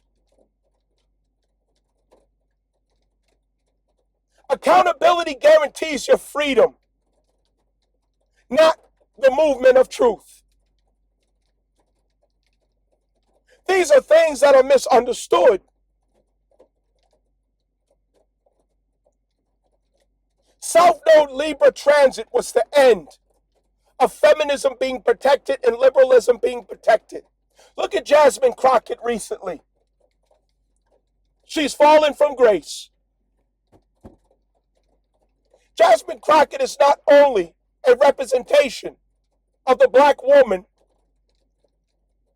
who is the head, the muscle, the first infantry of feminist movement. Even though feminism is the idea of the white American woman, it is the white woman's idea, but it's the black woman who had the guts to actually put it into full action with all of her being under Lyndon B. Johnson's welfare state and the wave of feminism that destroyed and separated and dissolved the family unit. And from there, the alienation of men from American families has become a trend. And it has left consequences in the children of not having the supplementation of Saturn and Jupiter within their being. Not having the supplementation of the sun within their being. The natal astrological chart holds the sun as the father. It holds Saturn as authority and patriarchy. And it has Jupiter as the wisdom and higher learning of mentors, positive influence, guides, teachers, scholars. and male figures who have the value of enlightenment to pass down or legacy. Jupiter also represents a husband in a woman's chart, especially when it's seen in Cancer. And what I'm here to explain is that our children have been missing the supplementation and the alienation and absenteeism of fathers, which in contradiction to the narrative of the past that it is all the man's fault. He didn't want to be there. He's not a good father. He's a no good daddy. He's a bum ass nigga. The whole world has finally learned and waken up to the fact that that was mostly a bunch of bullshit ass talk from bitter ass females who created that reality for themselves. 70% of divorces are initiated by women, not men. 90% of the 70% are initiated by college enlisted females. Thus, the liberalism of the brainwashing facility or institution of colleges and universities, according to the Rothschild Rockefeller ideal, which really began in 1902, where he took over the General Education Board. This is where it all began, to repurpose the female for Rothschild's ideal. And in her state of useful idiocy, she is not aware of what she's being used for. A well-trained German shepherd.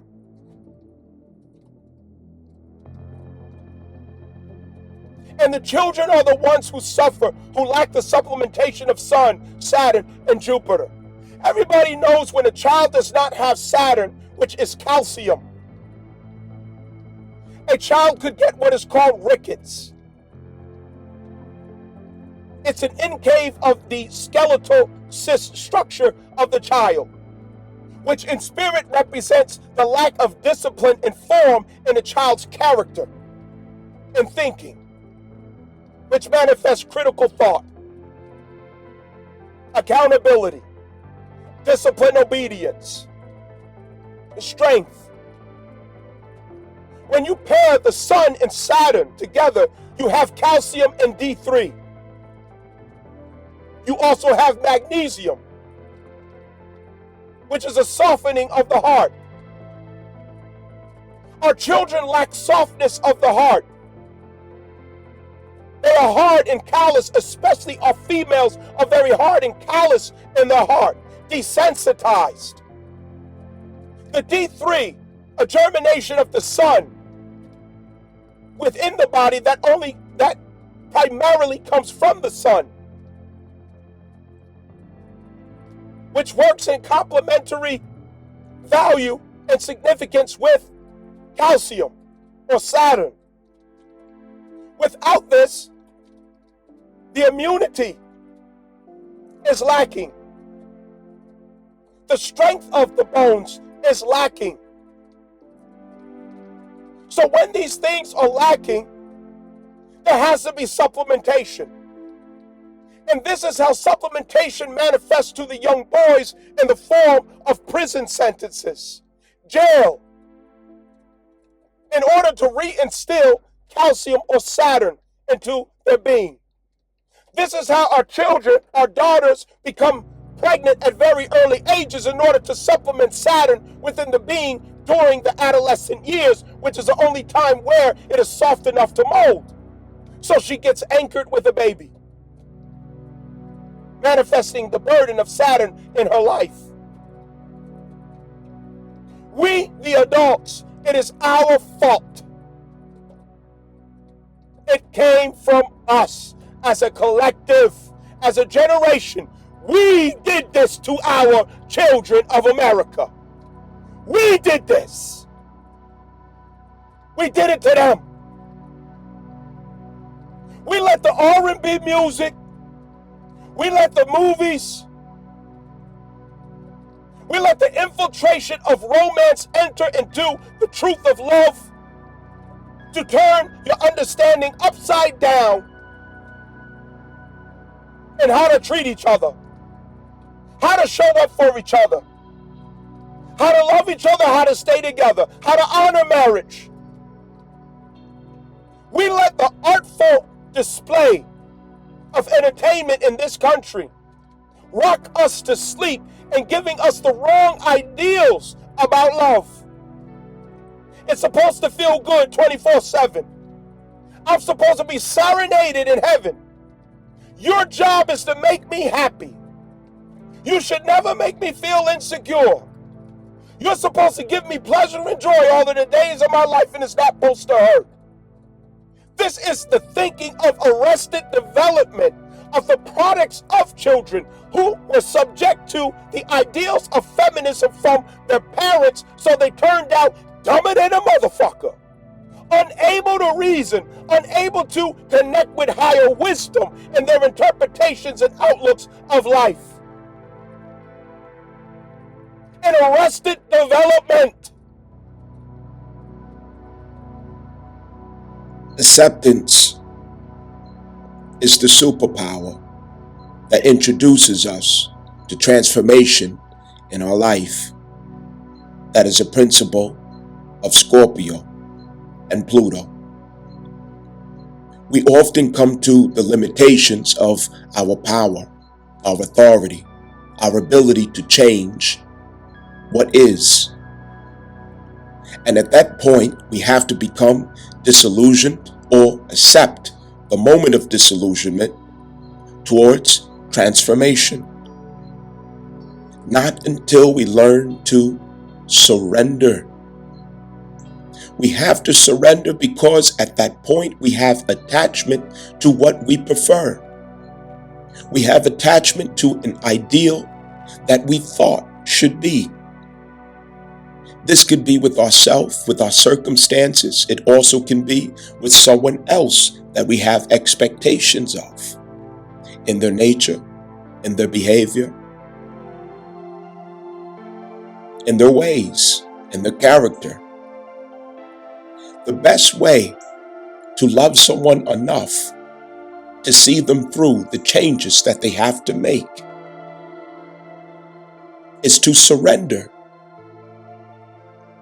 The surrender is that you do not accept mistreatment, abuse, disrespect, oppression of any kind. We have boundaries for that. And we have to honor our boundaries while communicating to others the limitations of our boundaries that we insist upon. But we cannot go so far as to attempt to control the behavior or ways of another person. If we want someone else to change, the best action that we can take is to surrender control of that person and to focus on the self and what can be furthered in our own evolution and growth. Allow the other person in their code of conduct, in their culture, in their ways, in their habits, to set the precedence for where you have to lay boundaries as they learn to heal themselves. And naturally, what will happen is a person will come to realization that their behavior is changing. The access, the design, the limitations, the expectations that they once had in a relationship that maybe they mishandled or became negligent to. You have to allow a person through their own conscience to come to the point of realization of where growth is calling them. We do not get to decide the pace at which they grow. We do not get to decide the time at which revelation dawns down upon their consciousness. The self is the greatest focus if we want someone else to change. Understand, never put yourself in a situation or circumstance where you cannot negotiate on your own behalf. We cannot negotiate at any table that we are not willing to get up and walk away from.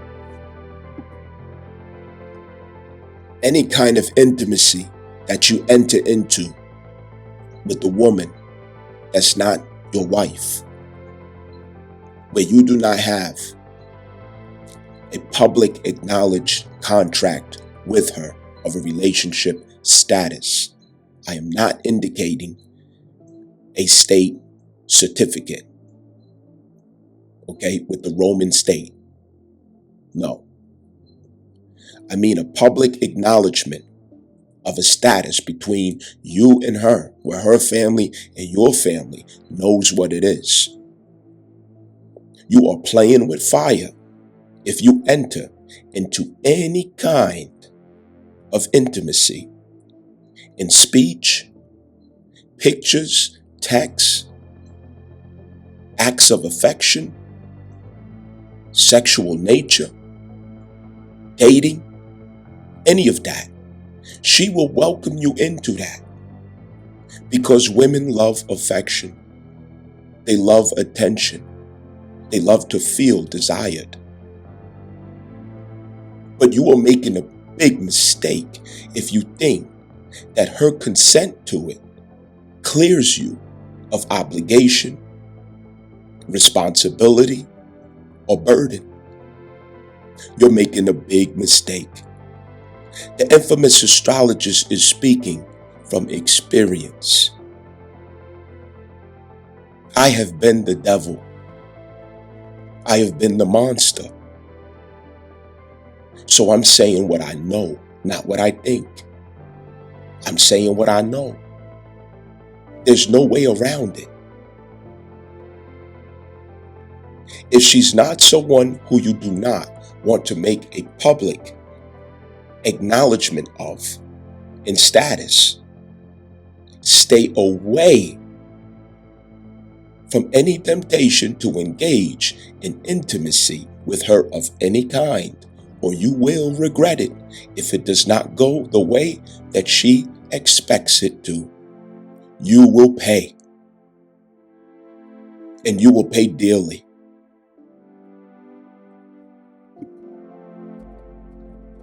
Love has nothing to do with romance. It is a Roman construct. It is a Roman construct. Romance has no more to do with love than Constantinianism has to do with Christianity. Why the fuck can't you see what the fuck is going on if somebody's explaining it to you? Are you just stuck on defying what's an opportunity to be aware? Romance is to love as Constantinianism is to Christianity. They ain't got a motherfucking thing to do with one another. And the spiritual forces has to teach us the truth. And the truth hurts so much because of the cognitive dissonance of our insistence on clinging and attaching to the misinformation and lies of Roman ideals, starting with the Spanish Inquisition. We have yet to outlive it.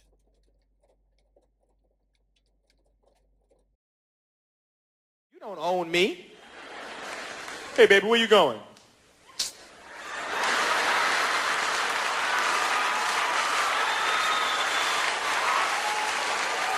Excuse me?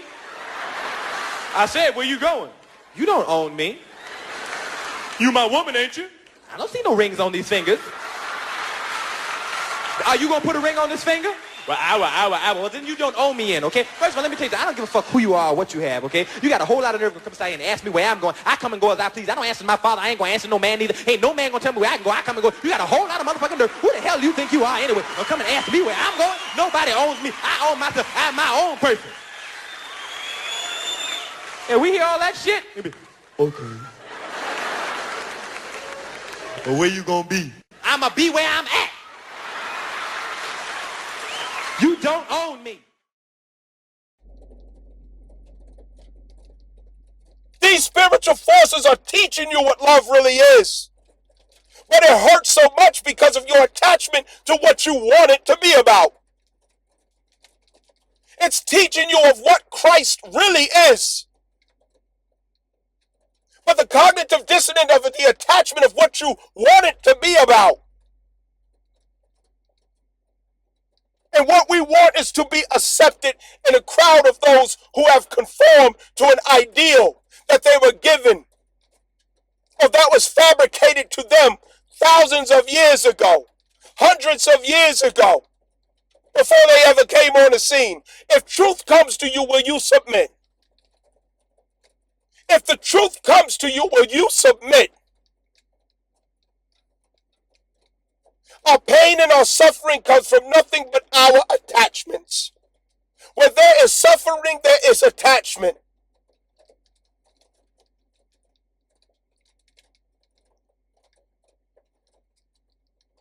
This transit of Cancer Jupiter is insisting that we respect family, that we respect the union of man, woman, and child as sacred.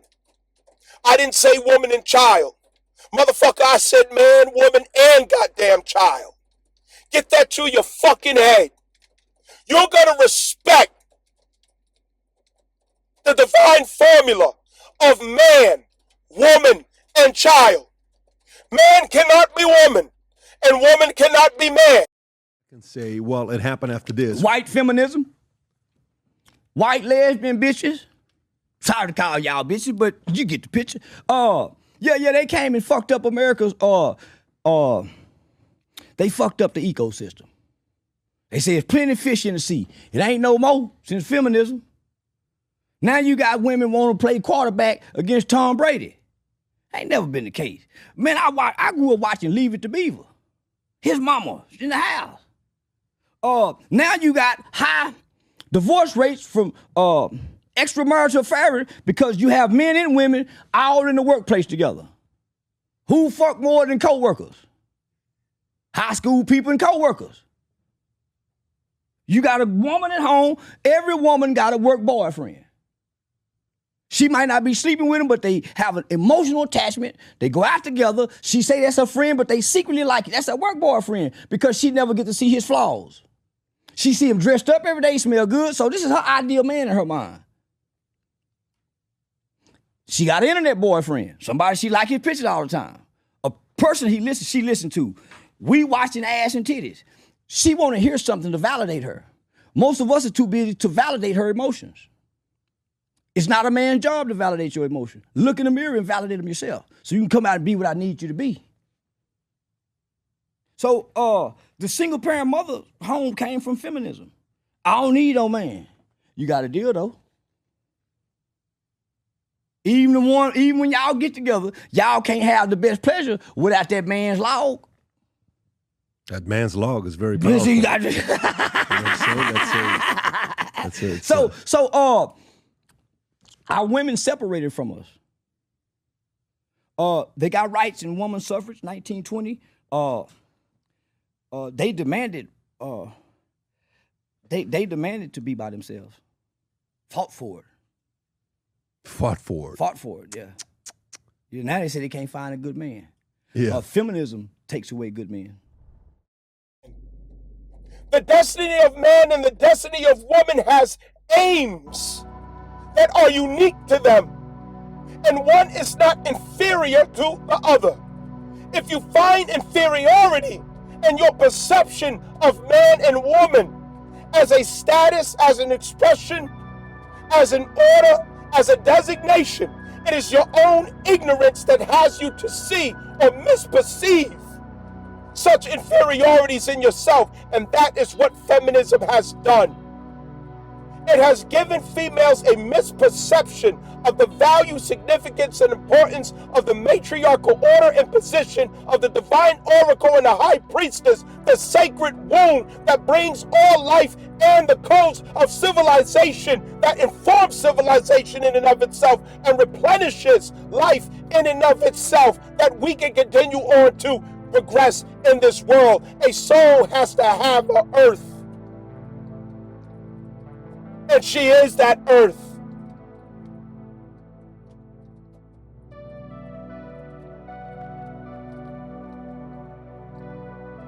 She is the 3/4 water.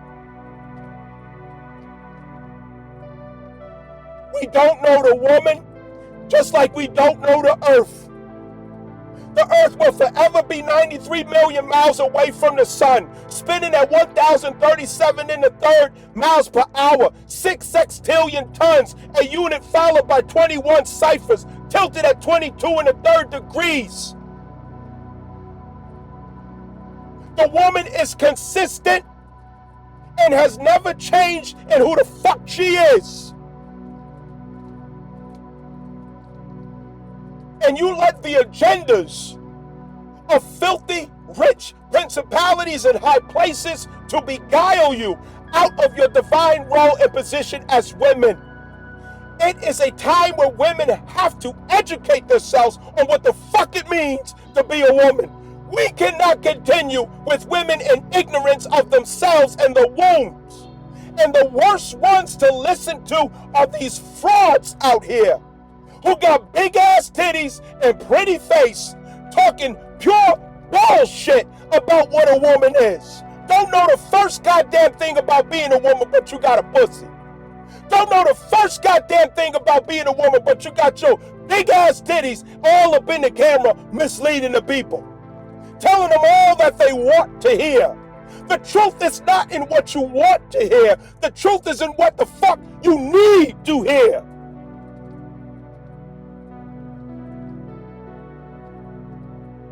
A lustful people.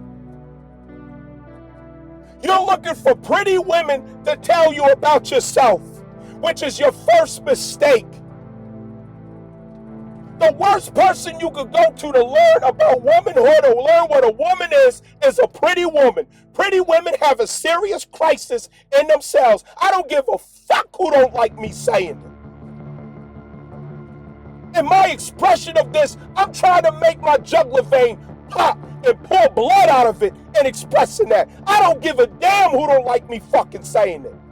The pretty woman is the worst one to speak on women because she's distracted and blinded by her own self, her own conceit. But that's who you insist on listening to. Who's pretty? Who got all the sex objects all up in the camera? And that's who the fuck you tune into. Why don't American women know what a woman is? Why don't American women know anything about womanhood? Why do they not know the spiritual depth of the being of woman? You should demand it. And you should insist that the misinformation stop. You should insist that the misrepresentation stop. You should cover yourself and take value in yourself. You should respect yourself and close your fucking legs to anybody that's not your fucking husband. Because you go out here opening your legs to all these other motherfuckers, all these niggas that got what you like as a shine or a gesture. To itch a damn scratch. And you get heartache, pain, and trauma and resent as a consequence. You get pregnant on purpose so you can turn a child into a weapon or a pawn. All up in the divorce courts and family court to turn it as an infantry, a wage of war against a man who you didn't have the power to keep and control. Why do you think that people can't see your tricks? Why do you think that people have not caught on to what the fuck you and your grandmama and your grandmama's mom have been doing? Nigga, we've been seeing this shit since the fucking 60s. You gotta find a new game plan, but the game plan need to be according to what the game is. Now I get it. Upset daisy, sweetheart. Here we go. There you go. Oh. So at the end of the hour, they come to the logical conclusion. They're like, there is no reason to hit a woman. There is no reason to hit a woman. And I was just like, really? I could give you like 17 right off the top of my head. You could wake me from a drunken stupor, I could still give you like 9. Dude, there's plenty of reasons to hit a woman. You just don't do it. But to sit there and suggest that there's no reason. Dude, the level of ego behind that statement. What are you, levitating above the rest of us? You're never annoying. Women, how many times have you thought about slapping your fucking guy in the head this week? Every day! There you go. Every day. You didn't do it, right? Oh, dude, it drives me nuts. There's no reason. There's no reason. Really? No reason? How about this? You marry a girl, you fall in love, you buy her a house. You go to work every day, paying off the house. You come home one day, she's banging the next door neighbor, hands you divorce papers. You got to move out, sleep on a futon, and still pay for that house that she's going to stay in. No reason. I'm not saying you should do it, but there's plenty of fucking reasons in that. Women don't know womanhood. Women in America don't know a motherfucking thing about what womanhood is. They can't teach their daughters. They don't know where to begin with it. They're not in position to teach daughters about the spiritual power and authority of the woman. They got matriarchy all upside down. When they talk about matriarchy, they're talking about feminism. They got it all fucking backwards. And wonder why your daughters is out here shipwrecked. Shipwrecked with a bunch of fucking babies. High mileage and ran through.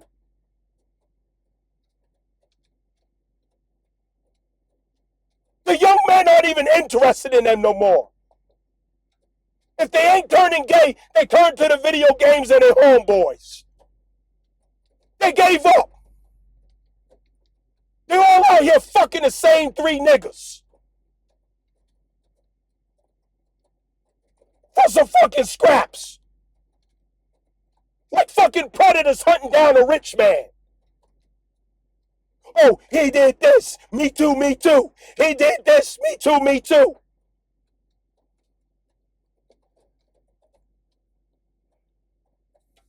We don't produce virgins no more.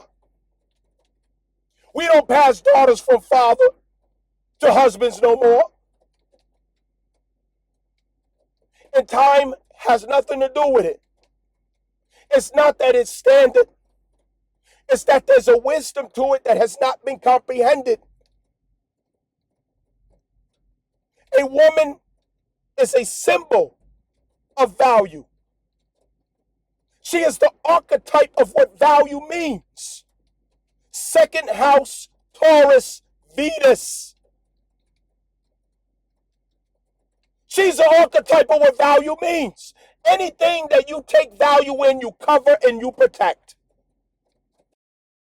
It's a lot of y'all, you done told lies so much, or the same lie so much, that not only do you tell a lot of people that don't know whether it's the truth or not, you done went back and start reciting the motherfucking lies to the people that know the motherfucking truth. The people that was around when the shit started out and they know that you on some bullshit. This how hard you done manipulated your motherfucking self while trying to manipulate other people. I'ma just let that sit.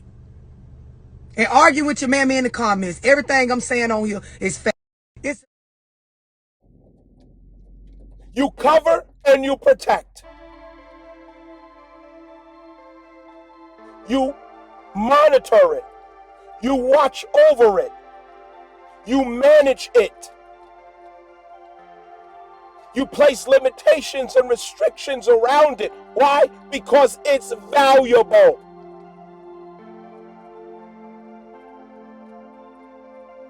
She is a resource. She is an asset. Through the thresholds of the material realm and the spiritual factors of humanity. She is the one who gives birth to the natural person. Our government is the one who gives birth to the fictitious person.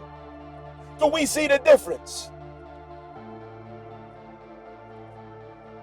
When someone speaks the truth about women, you females get mad. You get upset. You get angry.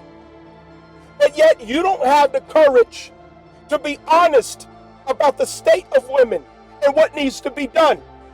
So how the fuck you get mad and you ain't got the guts to say shit about it? You sit your scary ass up there talking shit from behind seat. How we gonna say that? Oh, you're misogynist. You're so misogynistic. Oh, who hurt you? Who hurt you? Your mama's a black woman.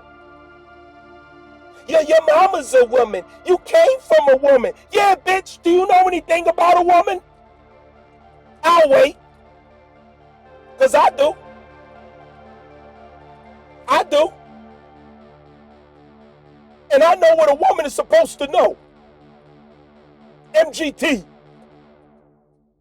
I know what a woman is supposed to know. Do you know? No, the fuck you don't. Because this is America where bitches don't know what the fuck a woman is. You can't get mad at me because I'm not the one who caused that.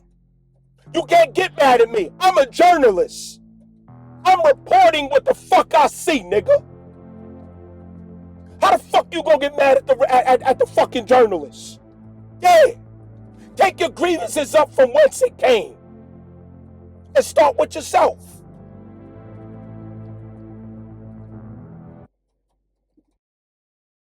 To feel obligated to smile to black men. We're holding a lot of trauma. We're holding a lot of problems. Mental health issues. Hold on.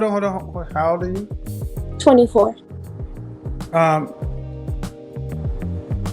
gonna say this one more time. I need you to pay attention. I need all black women to pay attention. The world does not owe you understanding or me understanding. If you have all this trauma, go seek professional help because the rest of us do not have to suffer you. Okay, it's easy to tell black women and black people Do you not in the black community to get help. Whose responsibility is it to get the help they need? But it's not available readily to our community. That is bullshit. With the wealth gap growing, how many people Whose can responsibility is it to get the mental health they need? Who? It is ultimately the responsibility of us to get the mental health that we need. But I'm letting you know that we are very underserved. You can't make this stuff up. So you say we're underserved. You got to tell me that the therapists that already exist are overloaded. We don't go get help, ma'am. You just had a therapist on here before. I talked to psychiatrists, and first of all, understand who you're talking to. I know hundreds of. Anyway, what do black people tend to deal with? How do black women tend to deal with their mental health issues? With a licensed clinician or with Jesus? That is what's pushed to us since from the age that we are little. No, ma'am. That's something we grow up with. I asked who. Let's see. I asked who they see. We're not gonna play. I'm not gonna play the lily pad game.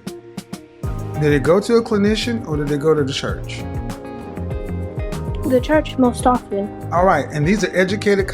Most of these women are educated, and they've heard about therapy. They make the choice not to go. No different than, I'm gonna switch it up. No different than women understand and hear that being 200 pounds at 5 foot tall is unhealthy. But yet 80% of our women are overweight and 80% of that is obese. They know the truth. They choose to do something else. The narrative pushed to us most often is that a guy wants a woman with a big ass. He wants, a thick lady. Accountability is kryptonite to modern women. Ma'am, you say the traumas? If I accept them, then you got to do something about them. Because what about the traumas that the black man has to deal with? But we still have to get out here and be functioning people in society, contributing. You don't get to walk around and say, have a special victim status. I'm not saying we should have a special victim status, but our circumstance is different. We are women. We are less. You're 24 years old. Is your circumstance harder or easier than your grandmother and your great grandmother? Exponentially easier. We have access to information we didn't have. Exponentially easier, but you're handling it worse. Your grandmother, your great grandmother actually could work with a black man with more trauma. Because they understood that the black woman and the black man are on the same side. Now that we are all free and independent and we could do whatever we want to, why would we seek to be one with the black man. We even think that being Thank you. Clip it, slice it, put it on World Star. She said it, not me. Now that you're independent, you don't need to be with. There you go. There you go. And there you go. And there you go. There you go, black man. There it is. She's finally got one to say it. Build businesses with us. Your grandmothers, your grandmothers, and your grandmothers and your great grandmothers had more trauma and more stress and did it better. Our ignorance can't be excused anymore. The laziness that we have. We fail to use the true potential and power of our minds to really understand what we are experiencing, what we have passed through, what we have suffered. There's always someone to blame. There's always the claim of being a victim, if nothing else. If we're too lazy to examine, to investigate, to study, to understand, to know the difference. Why did I have the experiences that I had?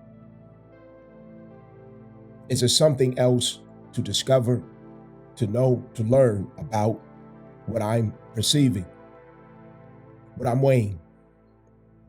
This is the point in Gemini-Uranus transit. It's going to address our intellectual laziness, our lack of critical thought,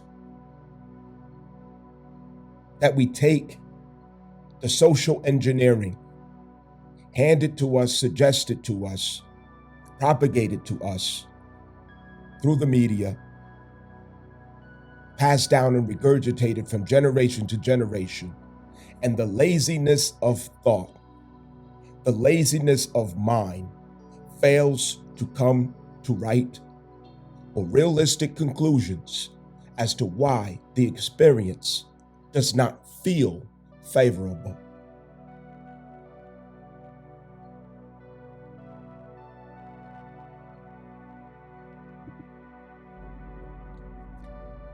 We have not been contextualizing tragedies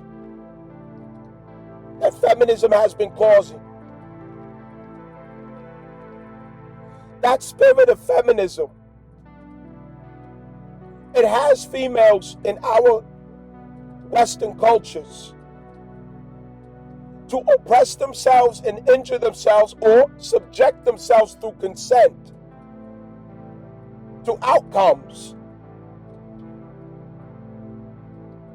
that makes legacy of generational curse and trauma that has no undoing.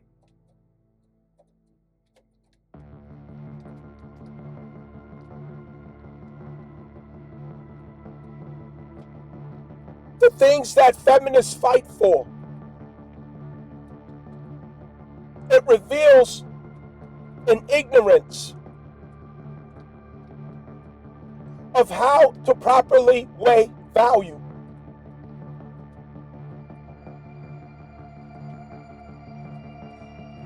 Liberalism is artful with words. As Venus rules liberalism, it is indeed art. When they come to the people and they say, oh, migrants, immigration is part of how America was established, which is very true. But the convenient, artful part that they leave out is that nobody has any grievance with migrants or immigrants. The grievance is with illegal status immigration, illegal status migration, illegal. But deliberately they leave keywords out. The same with abortion. Your body, your right. But what you're fighting for is to secure promiscuous lifestyle without the tethering and attachment of the responsibilities that comes from that consequence. being able to have the option to have unprotected sex, unlimited, reversing or changing the outcome. Data released April 15th for 2024 that nearly 1,038,100 abortions were provided in 2024 across all states without near total bans, a less than 1% increase from 2023 to 2024. Understand? Meanwhile, in Gaza,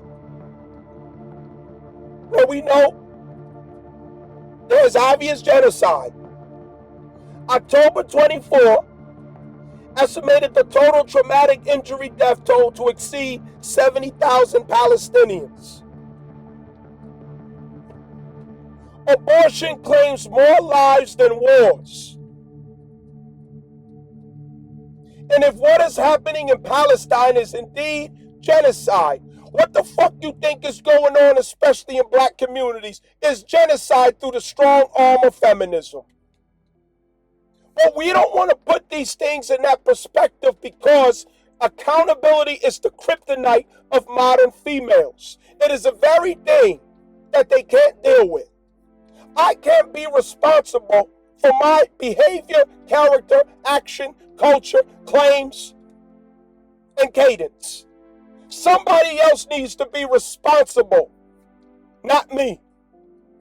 And that's the part that makes the difference between the female arrested in adolescence and the woman who stands in integrity of her image and character, accountable.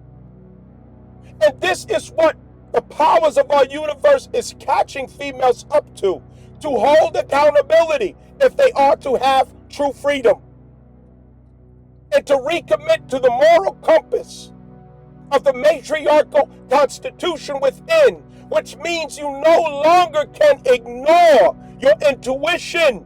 You no longer can ignore your moral compass. You no longer can betray or isolate your inner child in order to fulfill your desires and lusts.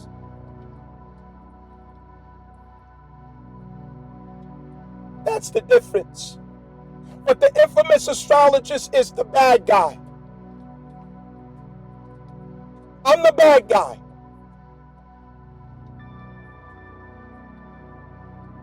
Like Scarface said, you just want to point your finger and say, that's the bad guy.